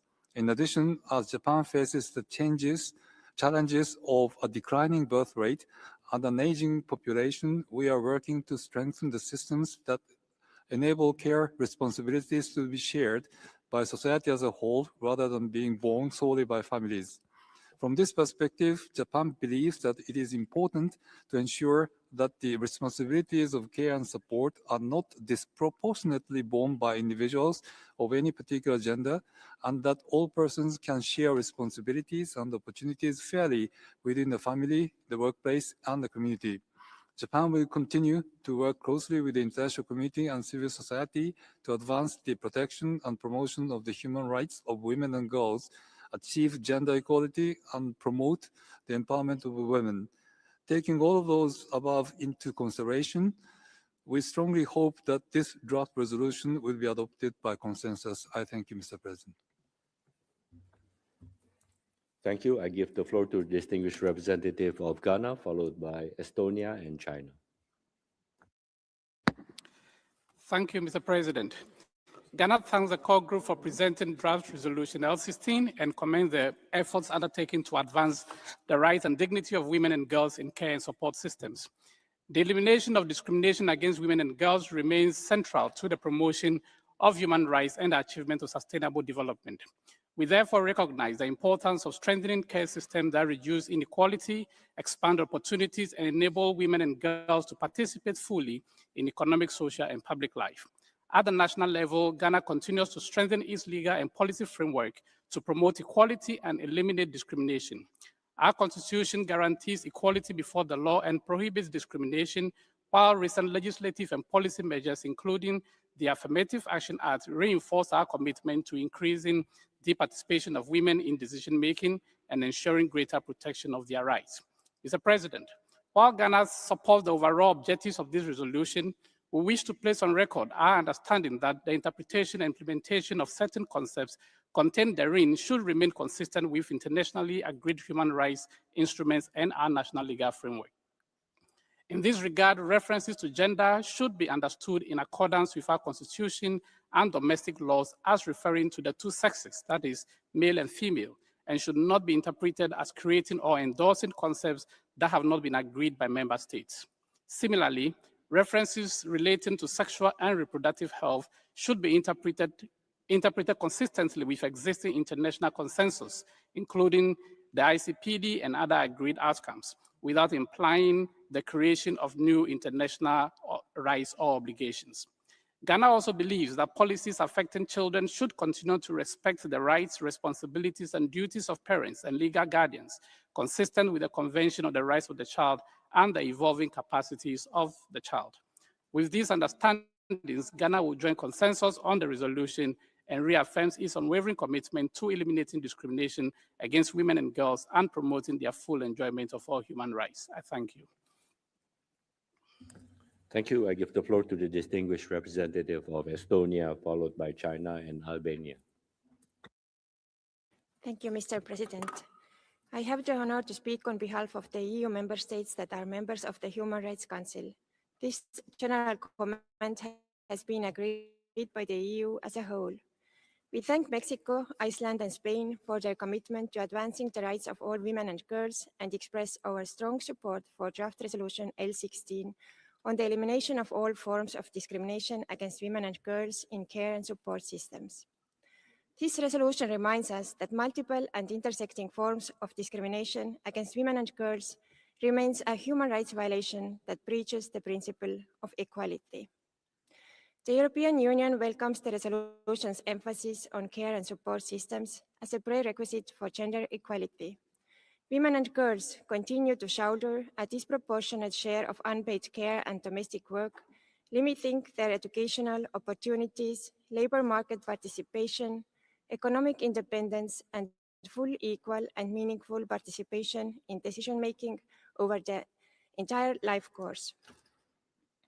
As reflected in the EU Action Plan on Human Rights and Democracy and the European Commission's Gender Action Plan 3, investing in the care economy is essential to dismantle structural barriers to gender equality, such as patriarchal social norms, gender stereotypes, and unequal power relations. It is crucial to promote equal sharing of responsibilities, improve work-life balance, and equal pay for work of equal value and adequate social protection. Finally, we commend the innovative approach taken by the core group in bringing together two closely connected agendas and merging the resolutions on the elimination of all forms of discrimination against women and girls and the resolution on the provision of care. This contributes to the Council's rationalization efforts while strengthening the coherence and impact of its normative work. We therefore encourage all delegations to join consensus and reject any attempt to undermine the hard-won human rights of women and girls. Thank you. Thank you. I give the floor to the distinguished delegate of China, followed by Albania and Thailand. Mr. President, the Chinese government elevates the protection of women's rights and interests to a national goal level, maintains a sound and comprehensive legal system on the subject, and continues to implement national action plans for their development, upholds the principle of putting life above all to improve the health and the well-being of women and safeguard women and girls' equal right to education and eliminate all forms of violence against them, actively promotes their participation in decision making and management. And China's women's cause has achieved historic success. China actively participated in the multiple rounds of consultation on this resolution. China believes that overly detailed regulations for human rights implementation paths may lead to increased interpretation costs, lack of flexibility, and especially this will increase the burden of developing countries' obligation fulfillment. China emphasizes that countries have different national conditions and historical and cultural backgrounds. We should respect the path chosen by each country for human rights development. We appreciate the broad engagement by the sponsors with all parties and actively responded to our concerns concerning certain paragraphs. We would like to join in the consensus on this resolution in view of the above. Thank you. Thank you. I give the floor to a distinguished representative of Albania, followed by Thailand and Cuba. Mr. President, Albania thanks the core group, Mexico, Spain, and Iceland for presenting this important draft resolution and for conducting the negotiation in an open, transparent, and inclusive manner. We welcome the core group initiative to bring back this important discussion on the gender dimension of care and support systems from a human rights perspective. The draft resolution reflects a balanced and forward-looking approach and make a valuable contribution to advancing gender equality and human rights of all women and girls. Albania believes that unequal care responsibilities remain one of the main barriers to the full enjoyment of women's and girls' rights. The disproportionate share of unpaid care and domestic work carried by women continues to limit their opportunity in education, employment, public life, and decision-making. Addressing these inequalities is therefore essential for achieving substantive gender equality and inclusive sustainable development. We support the resolution calls for comprehensive, accessible, quality and sustainable care and support systems that recognize, reduce, and redistribute unpaid care work, while promoting decent work and protecting the rights of paid care workers. We also welcome recognition that transforming care systems require challenging harmful gender stereotypes and ensuring the equal participation of women and girls in all aspects of society. Mr. President, Albania fully supports the draft resolution and commend the core group for its leadership and constructive engagement throughout the negotiation. We therefore call all the members to support the draft resolution and wish for a consensual adoption. Should a vote be requested, Albania will vote in favor of the draft resolution. I thank you. Thank you. I give the floor to the distinguished representative of Thailand, followed by Cuba. Mr. President, Thailand thanks the core group for presenting this draft resolution and for its transparent and inclusive consultations.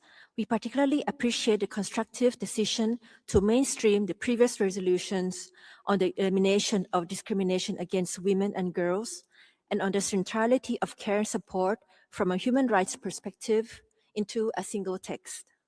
This is a constructive approach that contributes to the Council's efforts on efficiency and rationalization.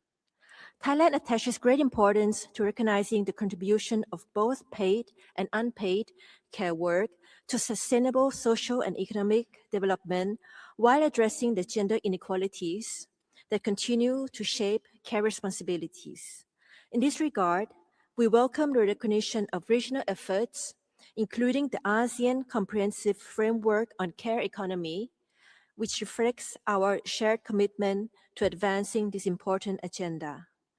Gender equality remains fundamental to the effective promotion and protection of all human rights and lies at the heart of the Human Rights Council's mandate. We look forward to the adoption of this important resolution by consensus. I thank you. Thank you. I give the floor to the distinguished representative of Cuba. Presidente. Thank you, President. Women carry out most of the unpaid domestic work around the world. They dedicate almost 3 additional hours a day to such chores compared to men. They also represent the majority of those who leave their jobs because they have to focus on caring for other people. This is a reality that is recognized in draft resolution L16 Rev 1. Cuba also commends the fact that this draft recognizes the shared responsibilities in the care and support systems. In our country, the family code reflects the value of domestic work and unpaid care work. It recognizes full equality between men and women in the equitable distribution of time allocated to domestic work and care, which matches the language in this draft resolution. Also in keeping with the text, in Cuba, we recognize the rights of carers, including the right to care for themselves and to rest and to have support networks and to be reimbursed for the costs that they incur when caring for family members. This includes measures aimed at redistributing the care burden which currently lies on women. And in operative paragraph 4A, which calls for care work to be redistributed, this matches our own position. Our country has a system for comprehensive care throughout life, which recognizes care as a work of high social and economic value and the need to redistribute it throughout families and the legal well-being and protection of carers. President, the Cuban delegation will join the consensus regarding draft resolution L16 Rev 1 as a whole. Without prejudice to our well-known national position regarding the Inter-American Court of Justice, which is mentioned in preambular paragraph 17, Cuba does not recognize any jurisdiction nor legitimacy regarding our country by the Organization of American States nor its subsidiary bodies. Equally, our delegation would like to put down on record that we will go along with the consensus without prejudice to our national position regarding Resolution 1325 of the Security Council, which is mentioned in preambular paragraph 4. Thank you. Thank you. I see no further requests for general comments. I've been informed by the Secretariat that there are no PBIs for this draft proposal. We will now take action on each of the amendments one by one in the order of their submission. We will then take action on the text as a whole as amended or not. We will now proceed to take action on Amendment L38. I give the floor to Council members for explanation of vote before the vote on draft Amendment L38. I recognize the distinguished representative of France. Merci. Thank you, President. France is speaking on Amendment L38 presented by the Russian Federation, which seeks to replace mentions of gender-based discrimination with discrimination based on sex. This debate, we think, could be solved for 2 different sets of reasons. First of all, because the sources that prove that this language is agreed to are ubiquitous. The Sustainable Development Agenda speaks of gender equality. The Convention on the Rights of Persons with Disabilities mentions the gender perspective. The CEDAW Committee considers that the Convention covers gender-based discrimination. Our council itself mentions gender as a source of discrimination in many resolutions, most of which are consensus-based. Secondly, and I'm sorry to have to recall this here, but sex and gender are not synonyms. The sex refers solely to biological features, and of course there is a biological dimension which defines sex. Nobody is disputing that, but nor can one dispute the fact that there is also a social dimension, and that is gender, which makes it possible to design these constructs which project onto biological differences in behavior and treatment that are not natural at all. Simone de Beauvoir said this: "You are not born a woman, you become a woman." In the overwhelming majority of societies, including ours, these gender categories create inequalities to the detriment of women. Gender inequality, gender-based violence, and gender-based discrimination are the cause of widespread violations of the fundamental rights of women and girls. To deny gender is to deny that reality. According to UN Women, we will need another 300 years before attaining gender equality. That means 300 more years of discrimination and violence against women and girls around the world. And it is that state of affairs that that our energy should be focused on. The Human Rights Council has the duty to oppose these attempts at backpedaling.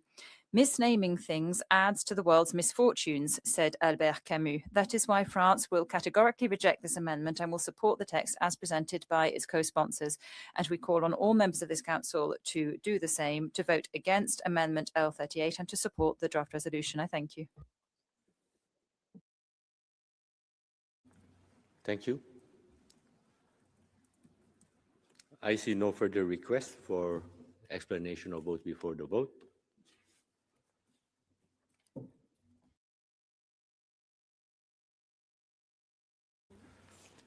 At the request of the delegation of Iceland, the Council will now proceed to the recorded vote on L38. I now ask the Secretariat to open the voting machine, and I ask all delegations to register their vote.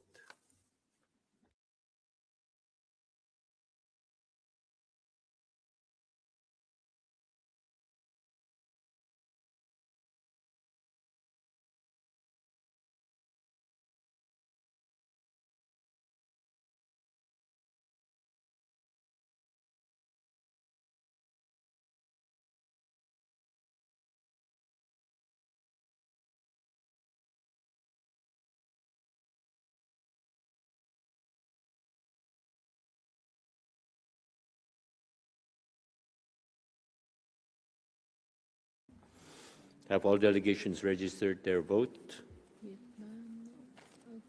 I request delegations to check whether their vote is accurately reflected on screen. If so, I ask the Secretariat to close the voting machine. The voting is now closed.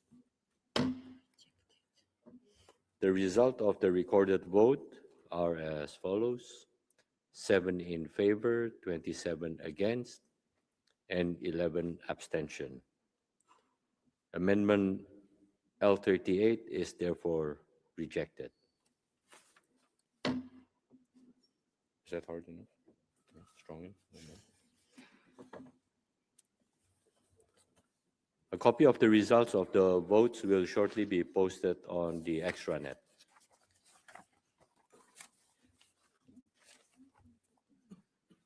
We will now proceed to take action on Amendment L39. I give the floor to Council members for explanation of vote before the vote on draft Amendment L39.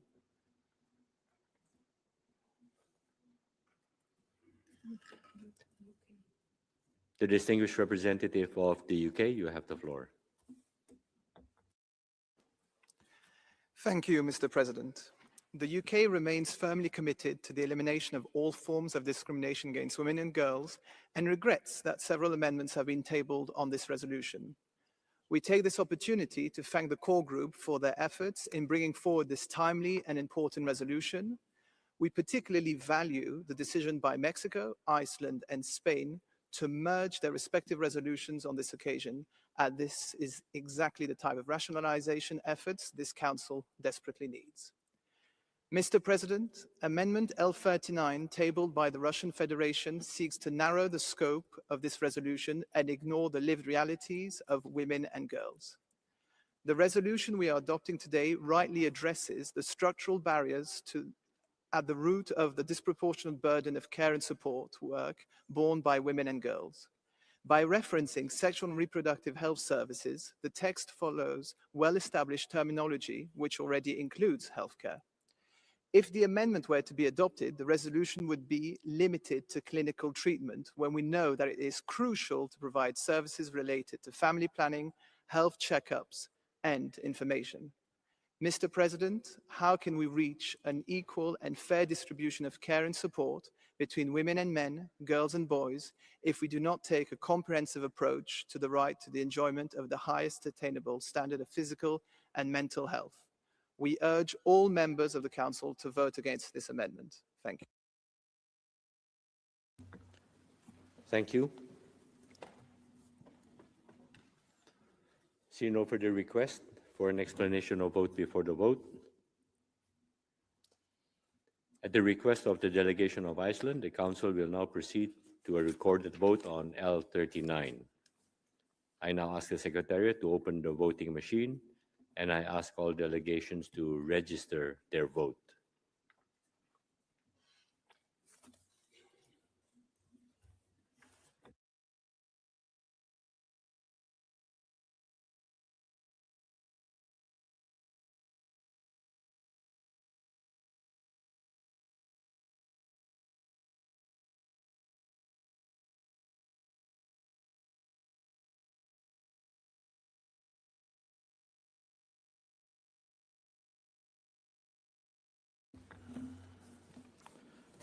I request delegations to check whether their vote is accurately reflected on screen. If so, I ask the Secretariat to close the voting machine. The voting is now closed. The results of the recorded votes are as follows: 7 in favor, 25 against, and 13 abstention. Amendment L39 is therefore rejected. A copy of the results of the votes will shortly be posted on the extranet. We will now proceed to take action on Amendment L45. I give the floor to Council members for explanation of vote before the vote on draft Amendment L45.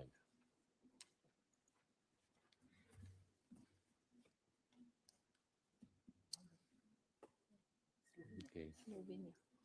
I give the floor to the distinguished representative of Slovenia.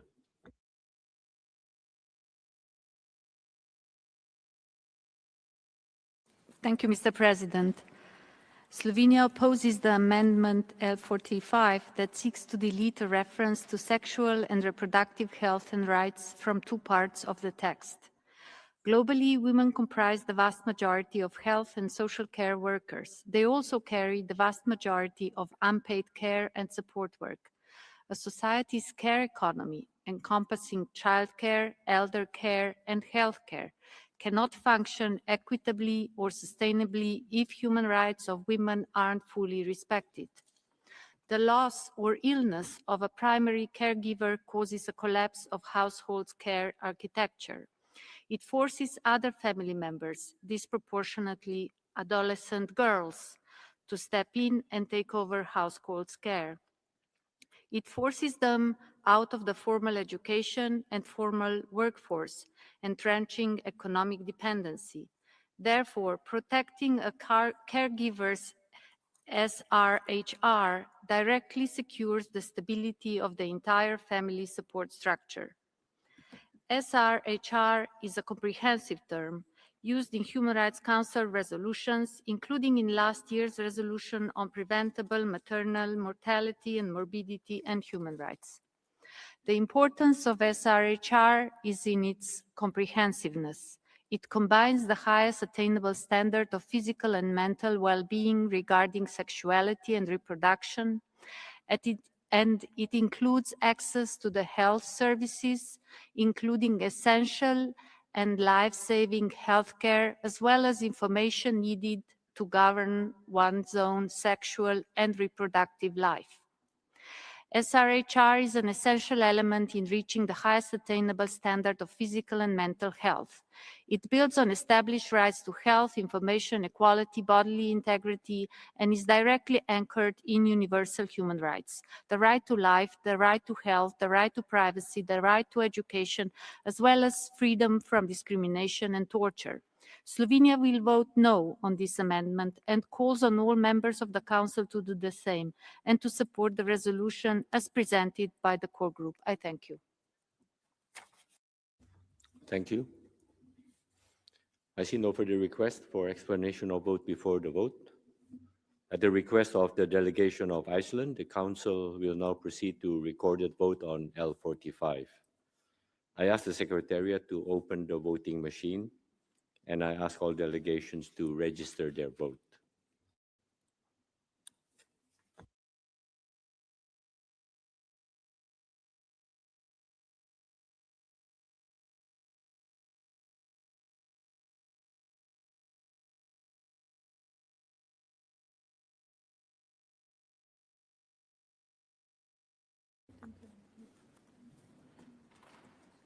I request delegations to check whether their vote is accurately reflected on screen.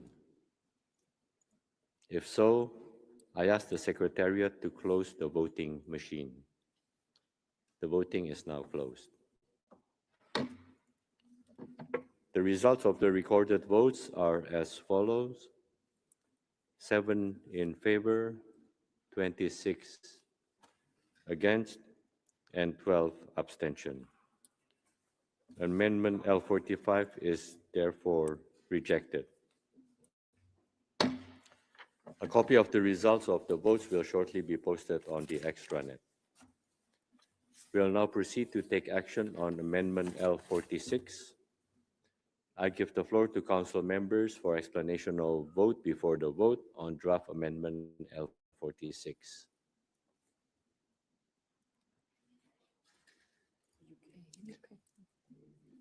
I give the floor to the distinguished representative of the UK.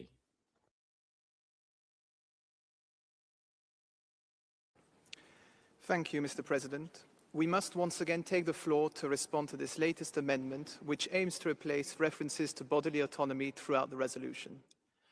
Amendment L46 runs counter to a fundamental notion that women and girls have the power and agency to make choices over their bodies and futures without violence or coercion. Research and data clearly indicate that those who face constraints on their bodily autonomy suffer consequences to their health, well-being, and potential in life. Without supporting women's and girls' bodily autonomy, women and girls cannot realize their own well-being, potential, or equally participate in our economies and societies.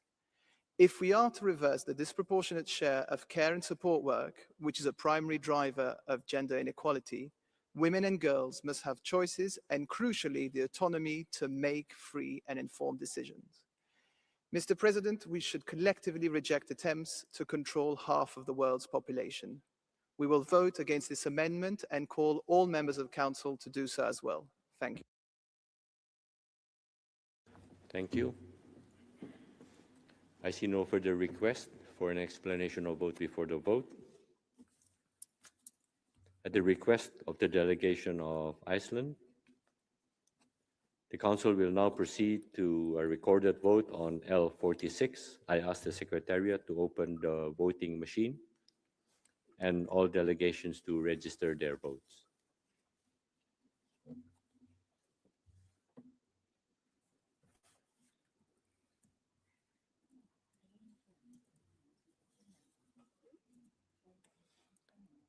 I request all delegations to check whether their vote is accurately reflected on screen. If so, I ask the Secretariat to close the voting machine. The voting machine is closed. The results of the recorded vote are as follows: 9 in favor, 23 against, and 13 abstention. Amendment L46 is therefore rejected. A copy of the result of the votes will shortly be posted on the extranet. And we will now proceed to take action on Amendment L47. I give the floor to council members for explanation of vote before the vote on draft Amendment L47. I recognize the delegation of Estonia, followed by the Netherlands. Thank you, Mr. President. Estonia regrets that this amendment was tabled. Amendment L47 seeks to delete ensuring universal access to evidence-based comprehensive sexuality education from the resolution. The formulation evidence-based comprehensive sexuality education, as originally drafted, constitutes previously agreed language from several Human Rights Council resolutions. Comprehensive sexuality education is a rights-based and gender-focused approach to sexuality education, whether in school or out of school. It is taught over several years, providing age-appropriate information consistent with the evolving capacities of young people. By definition, CSE must be adapted to local cultural contexts and be presented in partnership with young people, parents, and communities. The title or name may vary, but comprehensive sexuality education is a term recognized by the international community when referring to sexuality education. CSE includes information and skills development regarding personal health, reproduction, human rights, and gender equality, helping young people to understand consent, respect for boundaries, and what constitutes unacceptable behavior. It addresses threats such as discrimination and the sexual abuse, and it promotes the development of respectful relationships based on gender equality, non-violence, non-discrimination, and human rights. Hence, comprehensive sexuality education is important to include in the context of this resolution, as it is central to equipping children and young people with the knowledge and skills they need to make healthy, informed, and responsible choices in their lives. CSE is therefore highly relevant in our efforts to elimination of all forms of discrimination against women and girls and to achieve gender equality. For the aforementioned reasons, Estonia will be voting against the amendment, and we call on all others to do the same. I thank you. Thank you. I give the floor to the distinguished representative of the Netherlands. Thank you, Mr. President. The Kingdom of the Netherlands is a long-standing co-sponsor of this resolution, which reflects the progress achieved over decades in the global effort to eliminate discrimination against women and girls. Ending discrimination against women and girls in all their diversity remains central to our foreign policy. This requires addressing the root causes of gender inequality, including gender stereotypes and discriminatory social norms, and pursuing gender transformative approaches that challenge and change unequal power relations, misinformation, and bias that can become embedded in laws, policies, and institutions. Comprehensive sexuality education, or CSE, is essential in this regard.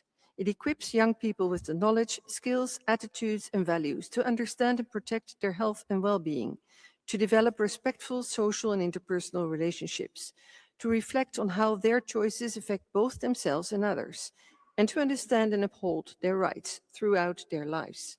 In doing so, it helps challenge stereotypes, correct misconceptions, and ensures that future generations are better equipped than those before them to understand rights, equality, and respectful relationships.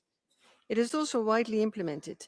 Recent data indicate that 2/3 of countries have policies or laws in place making sexuality education mandatory part of national curricula. By definition, CSE must be adapted to local cultural context and be presented in partnership with young people, parents, and communities. Much of what is proposed in this amendment is already addressed in the definition of what CSE is. For these reasons, the Netherlands therefore cannot support any amendment that seeks to remove this language and will vote against it. I thank you.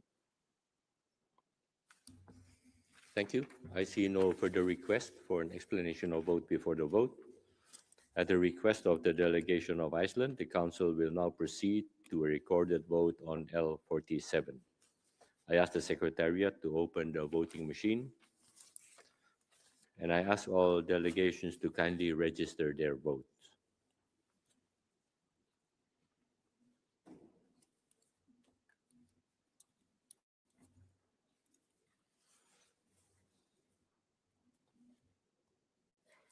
I request all delegations to check whether their vote is accurately reflected on screen.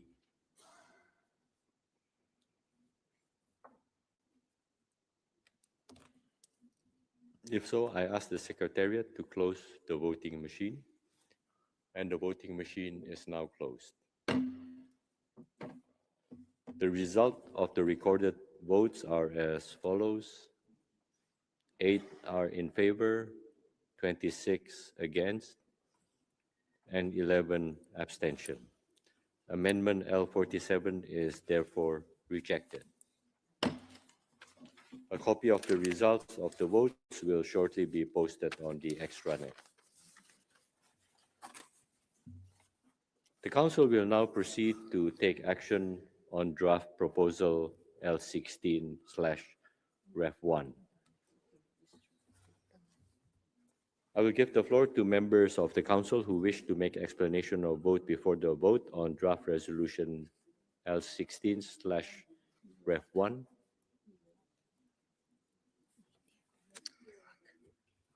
I give the floor to the distinguished representative of Iraq, followed by Egypt. شكرا السيد الرئيس. Thank you, Mr. Chair. We are firmly committed to eliminating all forms of discrimination against women and girls and to preserve the systems of care and support according to the CEDAW, as well as relevant international treaties. We are based on our constitution, national efforts to promote social care and supporting women who are survivors. Among them, the Yazidi survivor women. This was a model in remediation, and as per this resolution, we thank the core group for their efforts during the informal talks and consultations. We approve the amendments by Pakistan on behalf of the OIC, which aim at endorsing terminology that is as per treaty bodies and what has been approved in the General Assembly. It is important to resort to consensual language. This was not adopted in this text, even though we took part in the informal consultations. Given the importance of the topic, however, we would like to distance ourselves from them. Distance ourselves from terminology that is contrary to our culture. First of all, the term of CSE and sexual and reproductive health. Second, the concept of body autonomy, because this is not mentioned in any compelling or legally binding convention. It is, of course, important to respect the physical and body autonomy of every person. It is also important to go back to the terminology of the General Assembly terminology and to take into account the responsibility of the guardians and parents. Fourth, references to abortion and abortion services. We call to refrain from linking them to religion or others. Legislation about abortion is a matter of sovereign decision. And we would like to refer to this concept that is a concept that does not enjoy consensus. We denounce all forms of discrimination and violence against women and girls. Finally, Mr. Chair, we reserve our right to explain and interpret the content of this resolution according to our international obligations and national legislations, and we kindly ask you to enter this observation in the minutes of the meeting. Thank you. I give the floor to the distinguished representative of Egypt, followed by India. The elimination of discrimination against women and girls and strengthening the care and support system are mutually reinforcing priorities.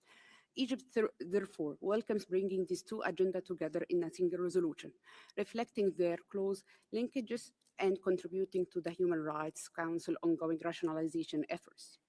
Egypt reaffirms its firm commitment to eliminating discrimination against women and girls, a national priority, reflected in its effort to advance women empowerment and equal opportunities. We appreciate the draft resolution focus on addressing structural barriers and the role of care and support system in promoting equality and resilience, and also welcome recognition of the impact of armed conflicts and occupation on women and girls. Egypt appreciates the efforts undertaken by the core group throughout the negotiations, welcomes the improvements introduced in the text. At the same time, Egypt regrets that the draft resolution continues to retain a number of concepts and formulations that don't reflect internationally agreed language. Throughout the negotiations, Egypt, together with many other delegations, raised this concern regarding these references. They have also repeatedly been a subject of amendments in previous iteration of this resolution, and were once again addressed through the amendments tabled during the presentation, this present session. While joining the consensus on this resolution in view of the importance of its subject matter, Egypt wishes to place on record its dissociation from the language reflected in the amendments joined or co-sponsored by Egypt, as well as its understanding for other references contained in the draft resolution in the four written statements uploaded in the Council extranet. I thank you, Mr. President. Thank you. I give the floor to the distinguished representative of India. Thank you, Mr. President. India supports the draft resolution and would welcome its adoption by consensus. India remains firmly committed to the elimination of all forms of discrimination against women and girls, including through legal reform, policy action, and sustained social change. We have made continued efforts to expand women's access to education, health, justice, livelihoods, and social protection, while addressing the root causes of inequality and harmful stereotypes. India also recognizes the gendered dimensions of care and support systems, including the disproportionate burden of unpaid care work borne by women and girls. At the same time, we reiterate that the resolution must not be read as creating a standalone right to care, a concept that has so far not been intergovernmentally agreed. India further notes that our support for the resolution is premised on its broader objective of advancing substantive equality and reducing discrimination, while preserving national competence over domestic legal, policy, and fiscal choices related to care and support systems. With this understanding, India would join consensus on this important resolution. I thank you. Thank you. I see no further request for explanation of vote before the vote.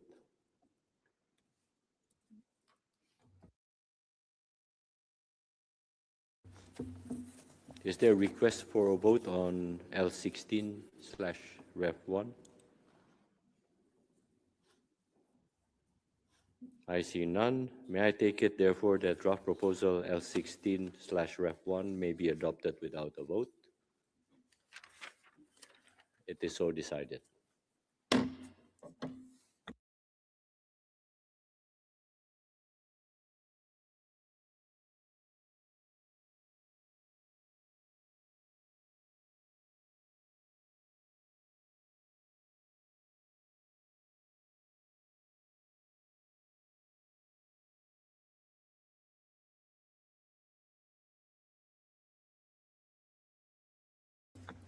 The Council will now consider draft resolution L18/Rev1 entitled Human Rights and Climate Change.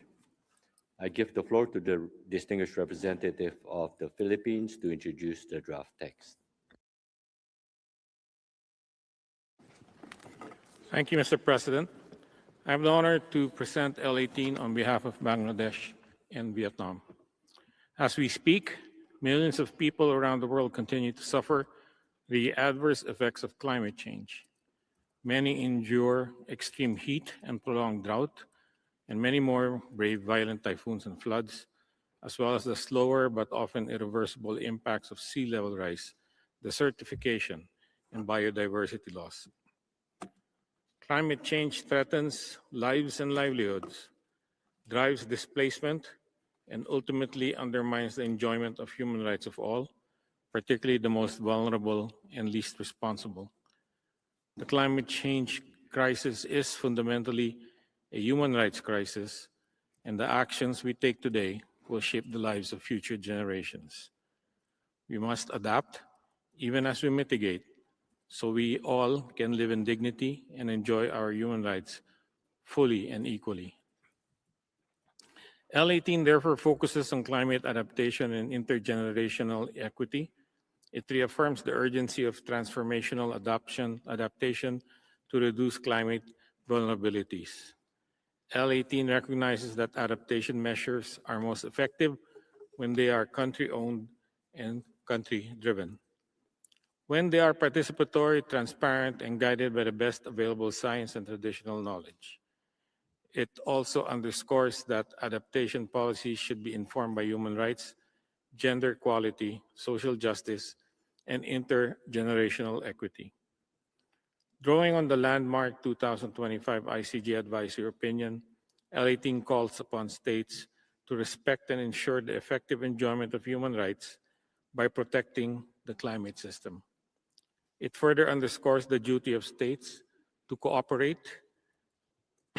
including by enhancing support for developing countries in climate action, consistent with equity and the principle of common but differentiated responsibilities and respective capabilities. L18 is a product of extensive consultations with states and civil society, and throughout this process, the core group sought to preserve the spirit of dialogue amidst the diversity of views in order to arrive at a balanced and consensual draft. We expressed our sincerest appreciation to all delegations and other stakeholders for their constructive engagement. At a time of profound shifts and contestations, we hope that this Council will once again demonstrate that we can unite behind fundamental principles and a common cause by adopting L18 by consensus. Thank you, Mr. President. Thank you. I've been informed by the Secretariat that there are 9 additional co-sponsors. I now give the floor to members of the Council who wish to make general comments. I recognize the distinguished representative of Kuwait. Thank you, Mr. Chair. I would like to deliver this state on behalf of the GCC countries. The GCC countries would like to thank the core group for its leadership and efforts throughout the negotiation process about L18 on human rights and climate change. The GCC countries would like to commend the constructive pattern by the core group in facilitating the negotiations, as well as listening to the opinion of the various delegations and positively reacting to the positions, including the observations by the GCC countries. This has led to a more balanced resolution that takes into account technical issues pertaining to human rights and climate change. GCC countries reiterate the importance of endorsing an approach based on equity, common but differentiated responsibilities and respected capacities, and to take into account national priorities and conditions, including the right to development, food security, energy security, fair and just transition that will not leave anyone behind. The GCC countries insist on the need to promote adaptation, mitigation, technology transfer, and to enable developing countries to be able to counter negative impact of climate change. Human Rights Council discussions should complement climate change discussions in other fora. We reiterate our appreciation to the spirit of cooperation and coordination by the core group, and we look forward to more coordination and cooperation. Thank you, Mr. Chair. Thank you. I give the floor to the distinguished representative of the Netherlands, followed by Egypt and Brazil. Mr. President, the Kingdom of the Netherlands is pleased to deliver this statement on behalf of a cross-regional group of 41 states. We express our appreciation to the core group for their work during this session on this important topic. Climate change remains one of the gravest threats to the full enjoyment of human rights, and the Council's consideration of this agenda item is vital. It is regrettable, therefore, that this resolution could not include a green language on fossil fuels and just transition. The burning of fossil fuels, coal, oil, and gas is the primary current and historical cause of climate change. That is settled science. A resolution addressing the human rights dimension of climate change that cannot name the principal driver of that crisis is incomplete. Its absence undermines the resolution's credibility. The world has spoken on fossil fuels and their effects on the climate system and human rights. Operative paragraph 4 of the United Nations General Assembly Resolution 8263 on the advisory opinion of the International Court of Justice on the obligations of states in respect of climate change urges states to implement measures to achieve the collective temperature goal of 1.5 degrees Celsius. In so doing, it specifically refers to tripling renewable energy capacity, transitioning away from fossil fuels in energy systems in a just, orderly, and equitable manner, so as to reach net zero by 2050, and phasing out inefficient fossil fuel subsidies that do not address energy poverty or just transitions as soon as possible. This language was negotiated and agreed by 141 states in the highest deliberative body of the United Nations as a multilateral articulation of the world's position on the transition away from fossil fuels. Rather than seeking to reopen language agreed there through a parallel process here, we consider it more appropriate to simply affirm the language on fossil fuels in that recent text. We encourage all states to give full effect to OP4 of Resolution 8263 and to allow its guidance to inform our work in this Council. I thank you. Thank you. I give the floor to the distinguished representative of Egypt, followed by Brazil and Ghana. السيد الرئيس يدعم وفد مصر مشروع القرار L18. Thank you very much, President. We support draft resolution L18 Rev 1, Human Rights and Climate Change. We'd like to thank the authors as well as the core group for presenting this draft resolution. The negative impact of climate change has become undeniable. Indeed, we are experiencing this reality day after day. As I speak, with each heat wave, the impact is striking throughout the world. With each extreme ramification, means of subsistence are destroyed, and this demonstrates that climate change is seriously undermining human rights and their enjoyment. We greet the emphasis placed this year on climate adaptation in this resolution. This demonstrates the requirement to redouble our efforts to garner better resilience in the face of climate change, and this in order to sidestep the negative impact of climate change on human rights and to conserve the future rights of future generations to a healthy environment. We believe we must adopt a balanced approach in the sphere of climate change to guarantee both the reduction of climate change and adaptation to it. We regret that the close connection between climate change and human rights is constantly questioned, while we remain increasingly concerned by the drop-off in focus on climate change internationally. It's essential to recall the importance of shared but differentiated responsibility of states in this area, and this is particularly relevant in terms of climate funding, technology transfer, and capacity building. This would allow developing countries to confront climate change as fully as possible. States all share the responsibility to respond in the face of climate change, but this responsibility is differentiated from one country to another, and this is why we call on a universal and clear will to end the impact of climate change on the enjoyment of human rights. Thank you. Thank you. I give the floor to the distinguished representative of Brazil, followed by Ghana and Mauritius. Thank you, Mr. President. Brazil welcomes draft resolution L18.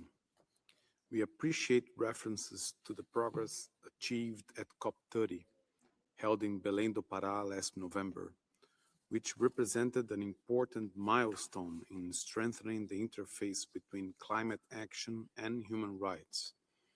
Key outcomes include the adoption of the Belém Gender Action Plan and the Just Transition Mechanism, alongside strengthened participation of civil society, including indigenous peoples, traditional communities, and Afro-descendant communities. COP30 also advanced voluntary initiatives aimed at combating environmental racism, hunger, and poverty through the launch of the Belém Declaration on Combating Environmental Racism and the Belém Declaration on Hunger, Poverty, and People-Centered Climate Action. For Brazil, the treatment of substantive aspects of the climate agenda should always respect the centrality of the UNFCCC and support its effectiveness. We recall that the UNFCCC brings together 197 parties in the only multilateral forum universally recognized for negotiating and implementing the climate agenda. It is also important to accurately reflect the findings of the best available science. In that context, we note that the IPCC reports do not, at this stage, establish a direct causal link between climate change and displacement, human mobility, and migration. Mr. President, the pursuit of institutional complementarity should guide the work of different forums that address climate change, so as to avoid redundancy and fragmentation, while welcoming efforts in the Council towards a deeper understanding of the relationship between climate change and human rights. Brazil believes it is essential to preserve the coherence, complementarity, and effectiveness of the international climate change regime. Thank you. Thank you. I give the floor to the distinguished representative of Ghana, followed by Mauritius and Kenya. Thank you, Mr. President. Ghana welcomes draft resolution L18 Rev 1 and commends the core group for advancing this important initiative on human rights and climate change. Climate change remains one of the defining challenges of our time, with far-reaching consequences for the enjoyment of human rights, particularly the right to life, health, food, water, housing, and development. These impacts are felt most acutely by developing countries and vulnerable populations that have contributed the least to global greenhouse gas emissions. Ghana therefore supports the resolution's call for strengthening international cooperation, enhanced climate finance, technology transfer, and capacity building to assist developing countries in addressing the adverse effects of climate change. Mr. President, Ghana's support for this resolution is firmly grounded in our constitutional and legal framework. Article 36(9) of the 1992 Constitution places an obligation on the state to protect and safeguard the environment for present and future generations. In furtherance of these obligations, Ghana enacted the Environmental Protection Act 2025, which strengthens environmental governance and reinforces climate regulation. As host of the Secretariat of the Climate Vulnerable Forum, Ghana remains committed to strengthening global and national climate action. We continue to implement our national climate change policy, nationally determined contributions under the Paris Agreement, the Ghana Carbon Registry, the Mitigation Fund, and the National Adaptation and Resilience Program. These initiatives are helping to build resilience, reduce emissions, and support sustainable development while protecting the livelihoods of communities most affected by drought, desertification, coastal erosion, and recurrent flooding. Mr. President, Ghana believes that effective climate action and the promotion of human rights are mutually reinforcing. We therefore reaffirm our commitment to working with all partners to address the human rights impacts of climate change through inclusive, equitable, and cooperative action. For these reasons, Ghana supports draft resolution L18 Rev 1 and calls on all members of the Council to adopt it by consensus. I thank you.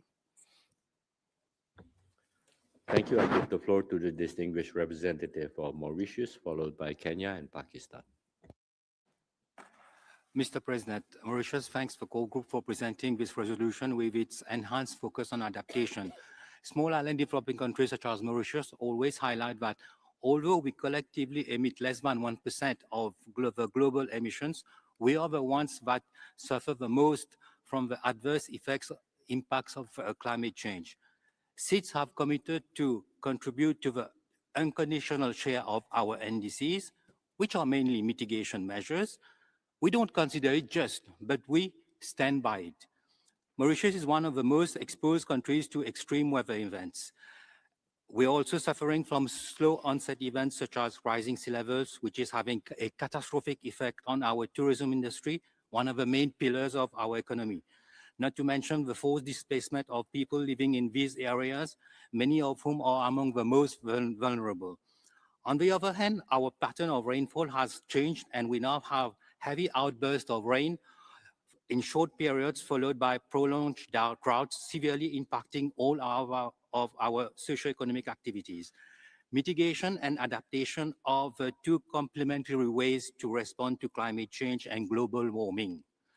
Both are interlinked, as failure to mitigate climate change will make adaptation more difficult and important.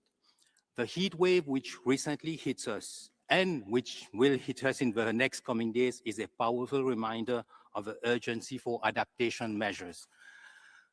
There is no one-size-fits-all solution for adaptation, as this depends on the unique context. Successful adaptation and implementation of the Belém Addis vision not only depends on governments, but also on the active and sustained engagement of all stakeholders. It is becoming more and more difficult for SEEDS to allocate resources for climate action while continuing to ensure that adequate resources are spent on priority sectors such as education, health, and poverty alleviation, and achieve the SDGs. We therefore use this opportunity to call on concerned countries to deliver on their promises to provide the necessary financial, technical, and technological support to enable all parties to work towards the targets of the Paris Agreement. To successfully tackle climate change, a collective effort is imperative. Mr. President, we fully support this resolution, which we have co-sponsored, and we also reiterate the call for its adoption by consensus. I thank you. Thank you. I give the floor to the distinguished representative of Kenya, followed by Pakistan and China. Mr. President, Kenya reaffirms that climate change is one of the greatest challenges to the enjoyment of human rights and continues to disproportionately affect developing countries, particularly those most vulnerable to its adverse effects.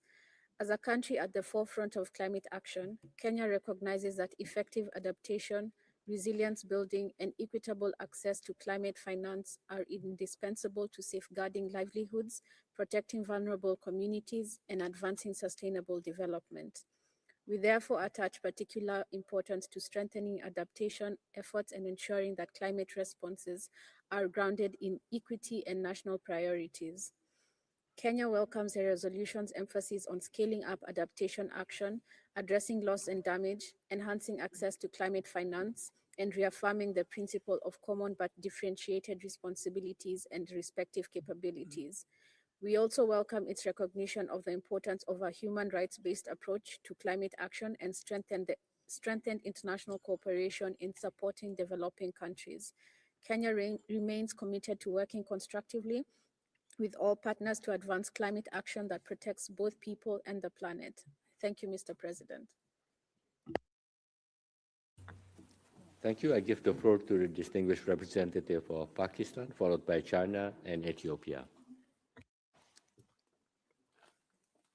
Thank you, Mr. President. Pakistan thanks the core group for presenting the resolution L18/1. We appreciate the core group's sustained engagement with member states, which help build consensus on a balanced text. As one of the countries most vulnerable to climate change, Pakistan views this resolution as an important contribution to advancing the human rights dimensions of the climate crisis. Despite contributing less than 1% of global greenhouse gas emissions, Pakistan continues to bear a disproportionate burden of climate-induced disasters. This is the injustice at the heart of the climate crisis.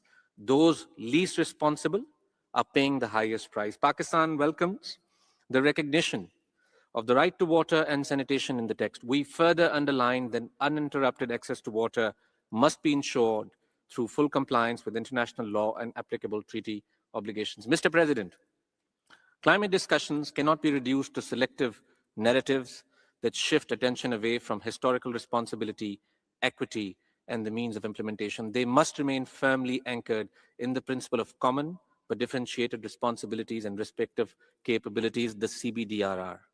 As reflected in the UNFCCC and the Paris Agreement, these are not procedural footnotes.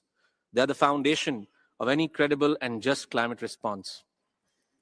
Recent energy disruptions have shown that unequal access to energy and essential supplies falls hardest on developing countries and severely undermines human rights. Any discussion on energy transition must therefore be framed through climate justice and equity. It must give equal weight to adaptation, climate finance, technology transfer, and capacity building alongside mitigation while respecting national circumstances and development priorities. A transition, Mr. President, that imposes new obligations on developing countries without delivering the promised support is neither just nor sustainable. It risks turning climate ambition into another instrument of inequality. Pakistan is pleased to support Resolution L./Rev1 and called for its adoption by consensus. I thank you very much. Thank you. I give the floor to the distinguished representative of China, followed by Ethiopia and Iceland. 主席先生，气候变化是全球性问题。 Thank you, President. A global challenge such as climate change calls for a commensurate response. The UNFCCC and the Paris Agreement, as the main legal instruments of this response, are the central platform thereof. Our discussions here within the Council should therefore serve the main process under the Convention.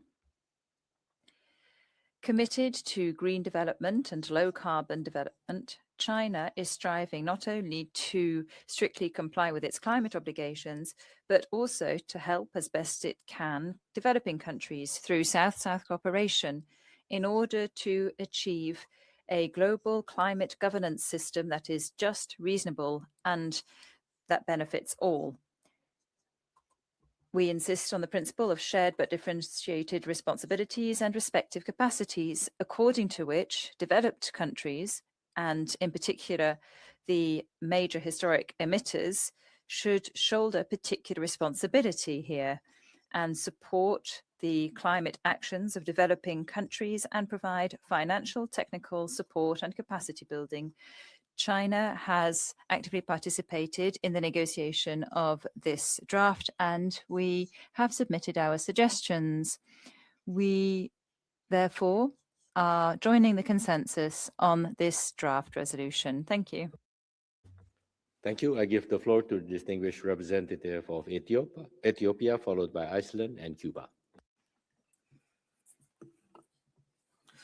Thank you, Mr. President. Ethiopia commends the delegation of the Philippines, Bangladesh, and Vietnam for their constructive leadership in advancing this important initiative. Ethiopia welcomes this draft resolution, which appropriately recognizes the multifaceted and disproportionate impacts of climate change on the full enjoyment of all human rights, particularly for persons in vulnerable situations and countries that are most exposed to climate-related risks.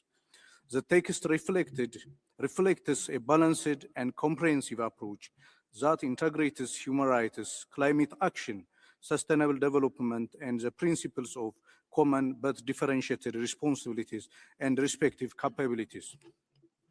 We further commend the resolution's strong emphasis on adaptation, loss and damage, climate finance, and capacity building, which are essential pillars for supporting developing countries in translating commitments into concrete and actionable outcomes. In this regard, Ethiopia particularly values the call for enhanced international cooperation, equitable access to climate finance, and strengthened support for developing countries in implementing adaptation and mitigation priorities. Ethiopia also welcomes the resolution's reaffirmation of the importance of international equity, the intergenerational equity, the right to a clean, healthy, and sustainable environment, and the meaningful participation of all stakeholders in climate-related decision-making processes. We further appreciate the constructive recognition of the role of international cooperation and multilateralism, including within the framework of the United Nations Framework Convention on Climate Change and the Paris Agreement, as well as the importance of ensuring that climate action is aligned with human rights obligations and development priorities. Ethiopia therefore supports the spirit and objectives of this draft resolution and encourages all delegations to join in its adoption by consensus. I thank you, Mr. President. Thank you. I give the floor to the distinguished representative of Iceland, followed by Cuba and Iraq. Mr. President, we thank the core group for presenting draft resolution L18 on human rights and climate change. Iceland remains steadfast in its support for collective science-based and action-oriented responses to the adverse impacts of climate change and environmental degradation on the enjoyment of human rights worldwide. We underscore the importance of grounding our efforts in the best available science and pursuing ambitious emissions reductions in line with the objective of limiting global temperature rise to 1.5 degrees. Iceland considers it essential that the Council maintain its focus on the human rights implications of climate change, particularly for those in vulnerable situations who continue to be disproportionately affected by its impacts. In this regard, we believe the draft resolution could be further strengthened by sharpening its focus on human rights. We further note with concern the overlap between elements of this draft resolution and existing international frameworks and processes. Greater coherence is needed to avoid duplication of efforts while respecting the mandates and commitments established under the Paris Agreement. Climate change has profound consequences for the enjoyment of human rights, and it is precisely in addressing these impacts that this Council has an important role to play. Iceland therefore believes that our work on this issue should remain firmly focused on the human rights implications of climate change, as is the purpose for which this Council is uniquely mandated and can add the greatest value. I thank you.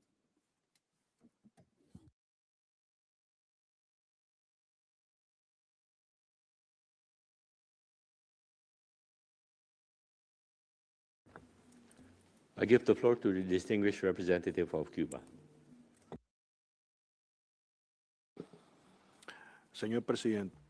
President, we would like to thank the Philippines, Vietnam, and Bangladesh for the presentation of draft L18.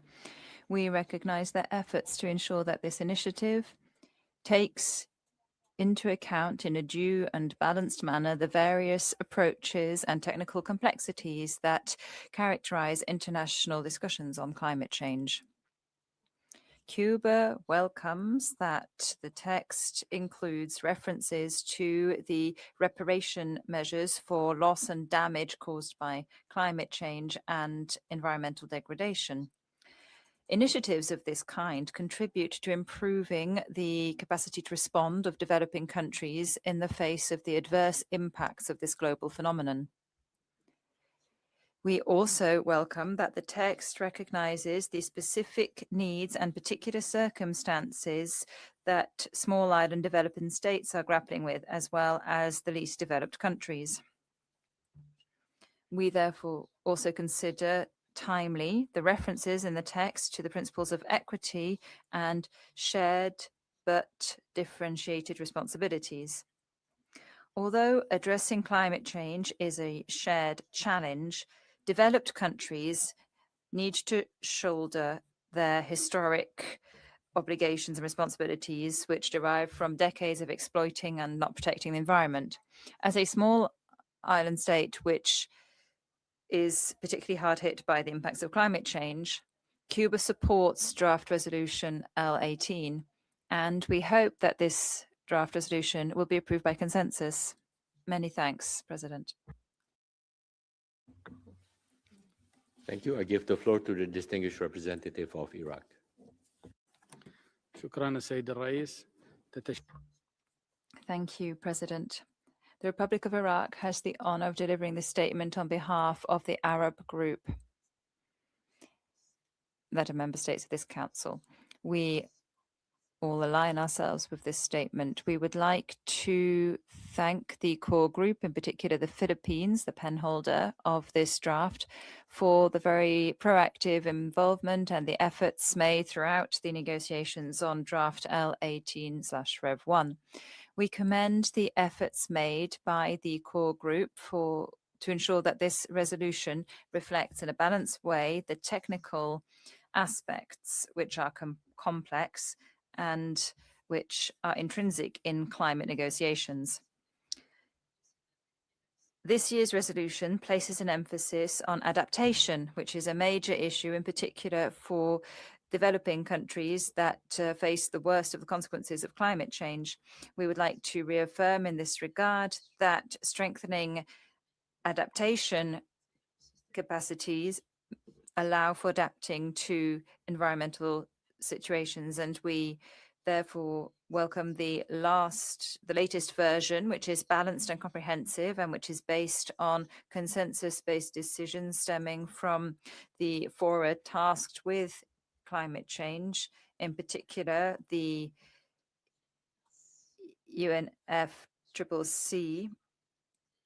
This reflects the core group's determination to take into account the concerns raised by many delegations throughout negotiations. The Arab group is deeply concerned by the impact of climate change on human rights, in particular the right to development. We are pleased to see wording in the draft resolution about shared but differentiated responsibilities. Climate change is a common challenge. Developed states must shoulder their historic responsibilities in this regard. I thank you, President. Thank you.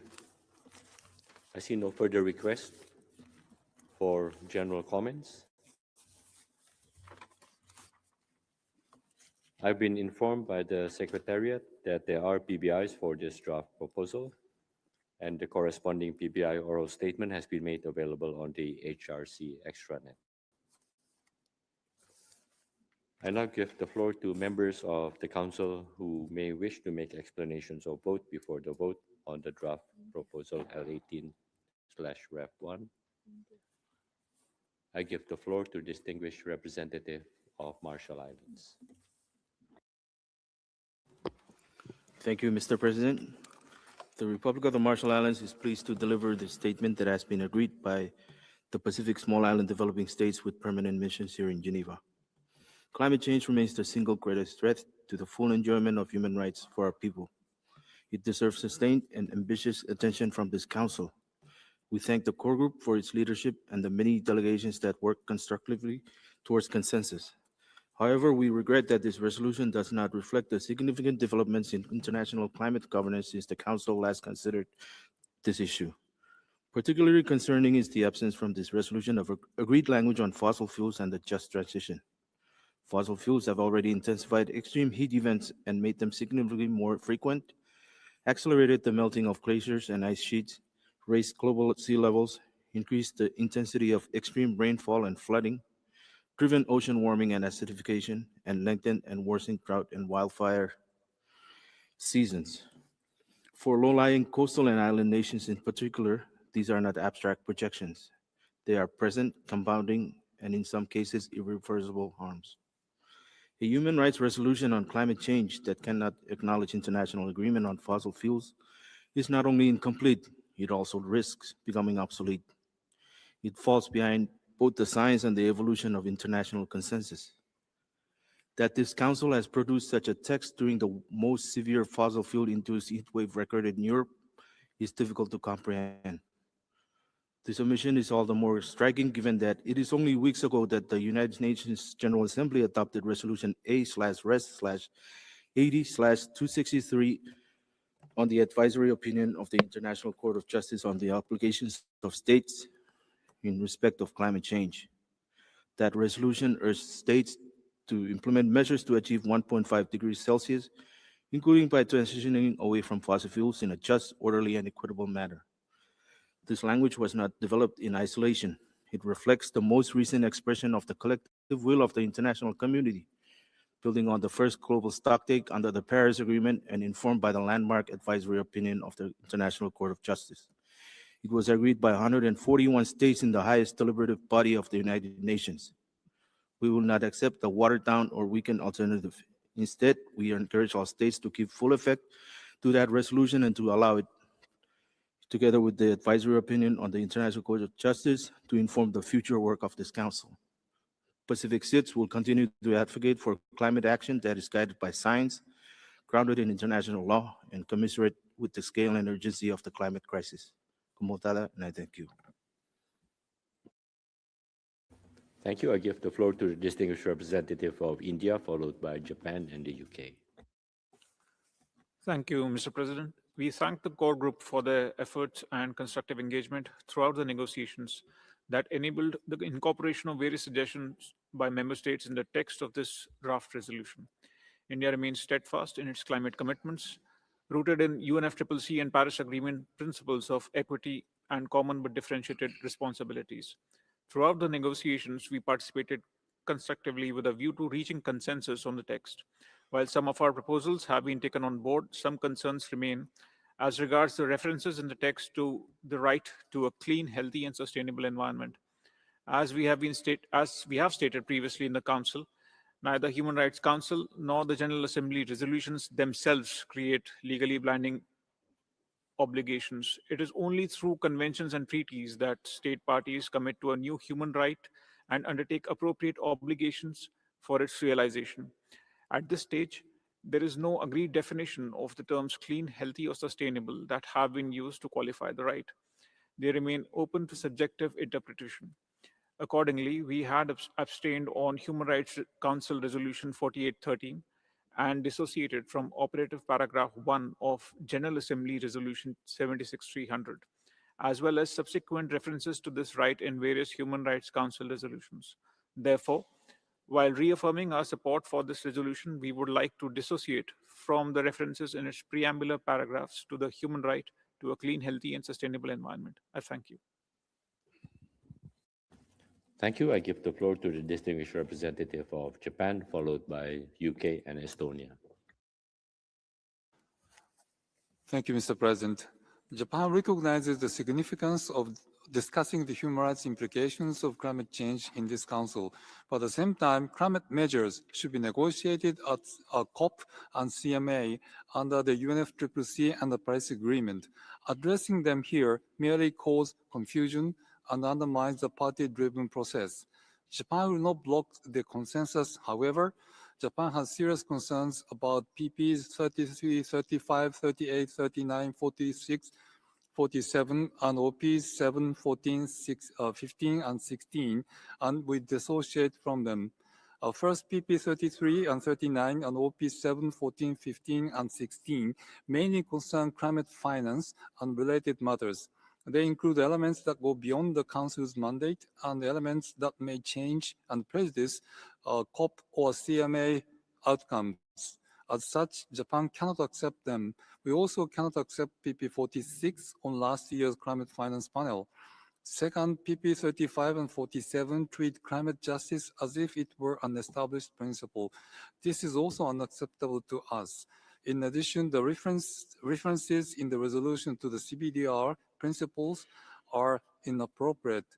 Third, PP 38 refers to remedies and related concepts in relation to loss and damage. Japan cannot accept this formulation as it is not compatible with a COP decision adopting the Paris Agreement. Reference to the Paris Agreement should reflect the fact that the UNFCCC and the Paris Agreement are separate international agreements. On the right to a clean, healthy, sustainable environment, Japan notes Human Rights Council and General Assembly resolutions recognizing this right. However, there is no common understanding on its content, scope, and related state obligations. It cannot therefore be considered as established under international human rights law.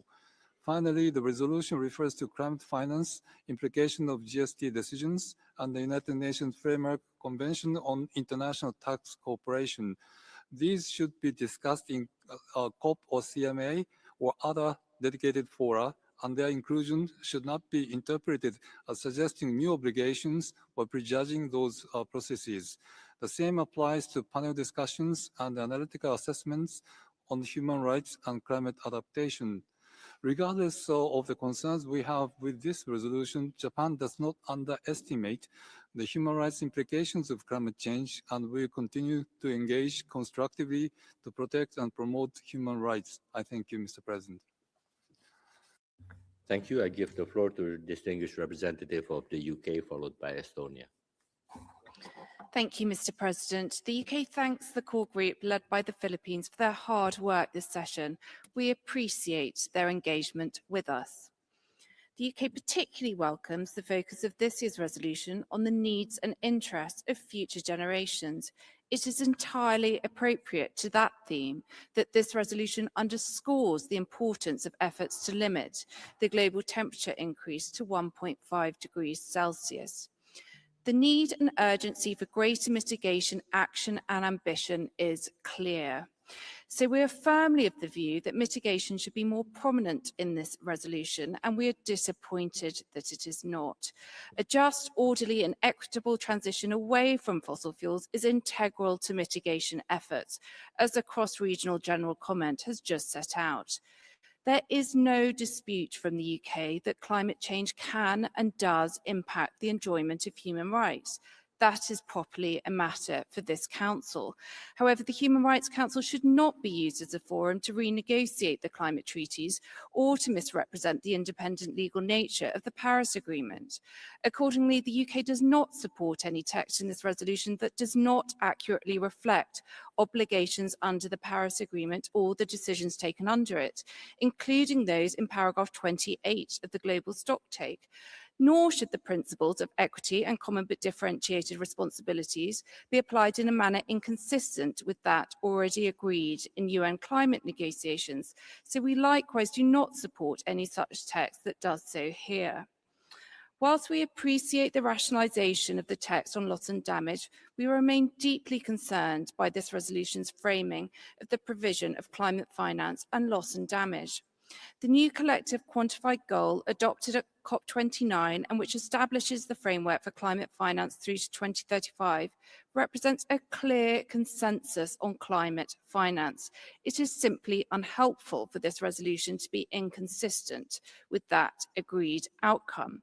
So we do not support the parts of this resolution that allied obligatory and voluntary actions and introduce new terms that are not used in the UNFCCC and Paris framework. The UK remains strongly committed to international climate action, so we would welcome the core group and others working closely with us on the scope, focus and framing of the next iteration of this resolution over the coming year. Thank you. Thank you. I give the floor to the distinguished representative of Estonia. Thank you, Mr. President. I have the honor to speak on behalf of the EU member states that are members of the Human Rights Council. This explanation of position has been agreed by the EU as a whole. Climate change and environmental degradation continue to severely affect the full and effective enjoyment of human rights worldwide.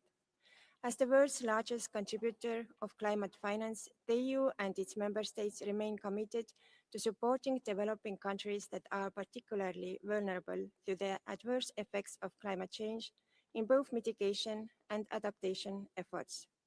We thank the core group for this initiative and acknowledge the 7 rounds of informal consultations. Nevertheless, we believe the resolution would benefit from being shorter with a clear focus on its human rights dimension. While we welcome the inclusion of a limited number of our proposals, the majority of our substantive comments remain unaddressed. We regret that this resolution missed the opportunity to incorporate language on the transition away from fossil fuels, already agreed within the first global stocktake of the Paris Agreement and subsequently reconfirmed in the UNGA Resolution 80/263, the most recent multilateral expression of the international community's position on this issue. We remain concerned that the draft resolution continues to portray the Paris Agreement as subordinate to UNFCCC, which is inconsistent with the established legal status of both instruments being at the same level, and does not reflect the approach taken by the ICJ in its advisory opinion on climate change. It is imperative to stress that the concept of CBDR-RC in the light of national circumstances belong to the climate change regime only and cannot be applied to or conflated with human rights obligations. The EU welcomes the ICJ's interpretation related to it, according to which the status developing and developed countries is dynamic. While climate finance is an essential component of the global response to climate change, we would encourage a more balanced approach that remains aligned with the resolution's human rights focus. The HRC should not serve as a venue to reopen or revisit negotiations already conducted in the competent specialized bodies. Furthermore, the EU reiterates that technology transfer must remain voluntary and take place on mutually agreed terms. For the next iteration of this resolution, we strongly urge the core group to redirect focus on its human rights dimension. Thank you.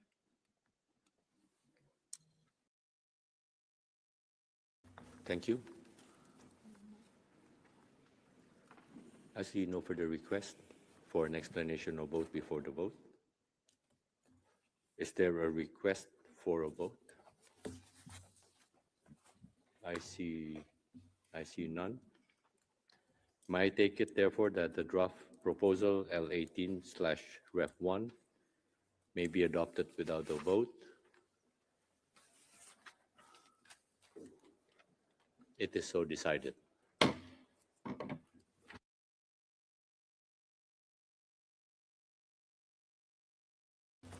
Excellencies, distinguished representatives, colleagues, this brings us to the end of this meeting. We will reconvene tomorrow at 10 a.m. to continue with consideration of draft proposals. And I hereby close the 32nd meeting of the 62nd session of the Human Rights Council. And good luck to the teams playing tonight.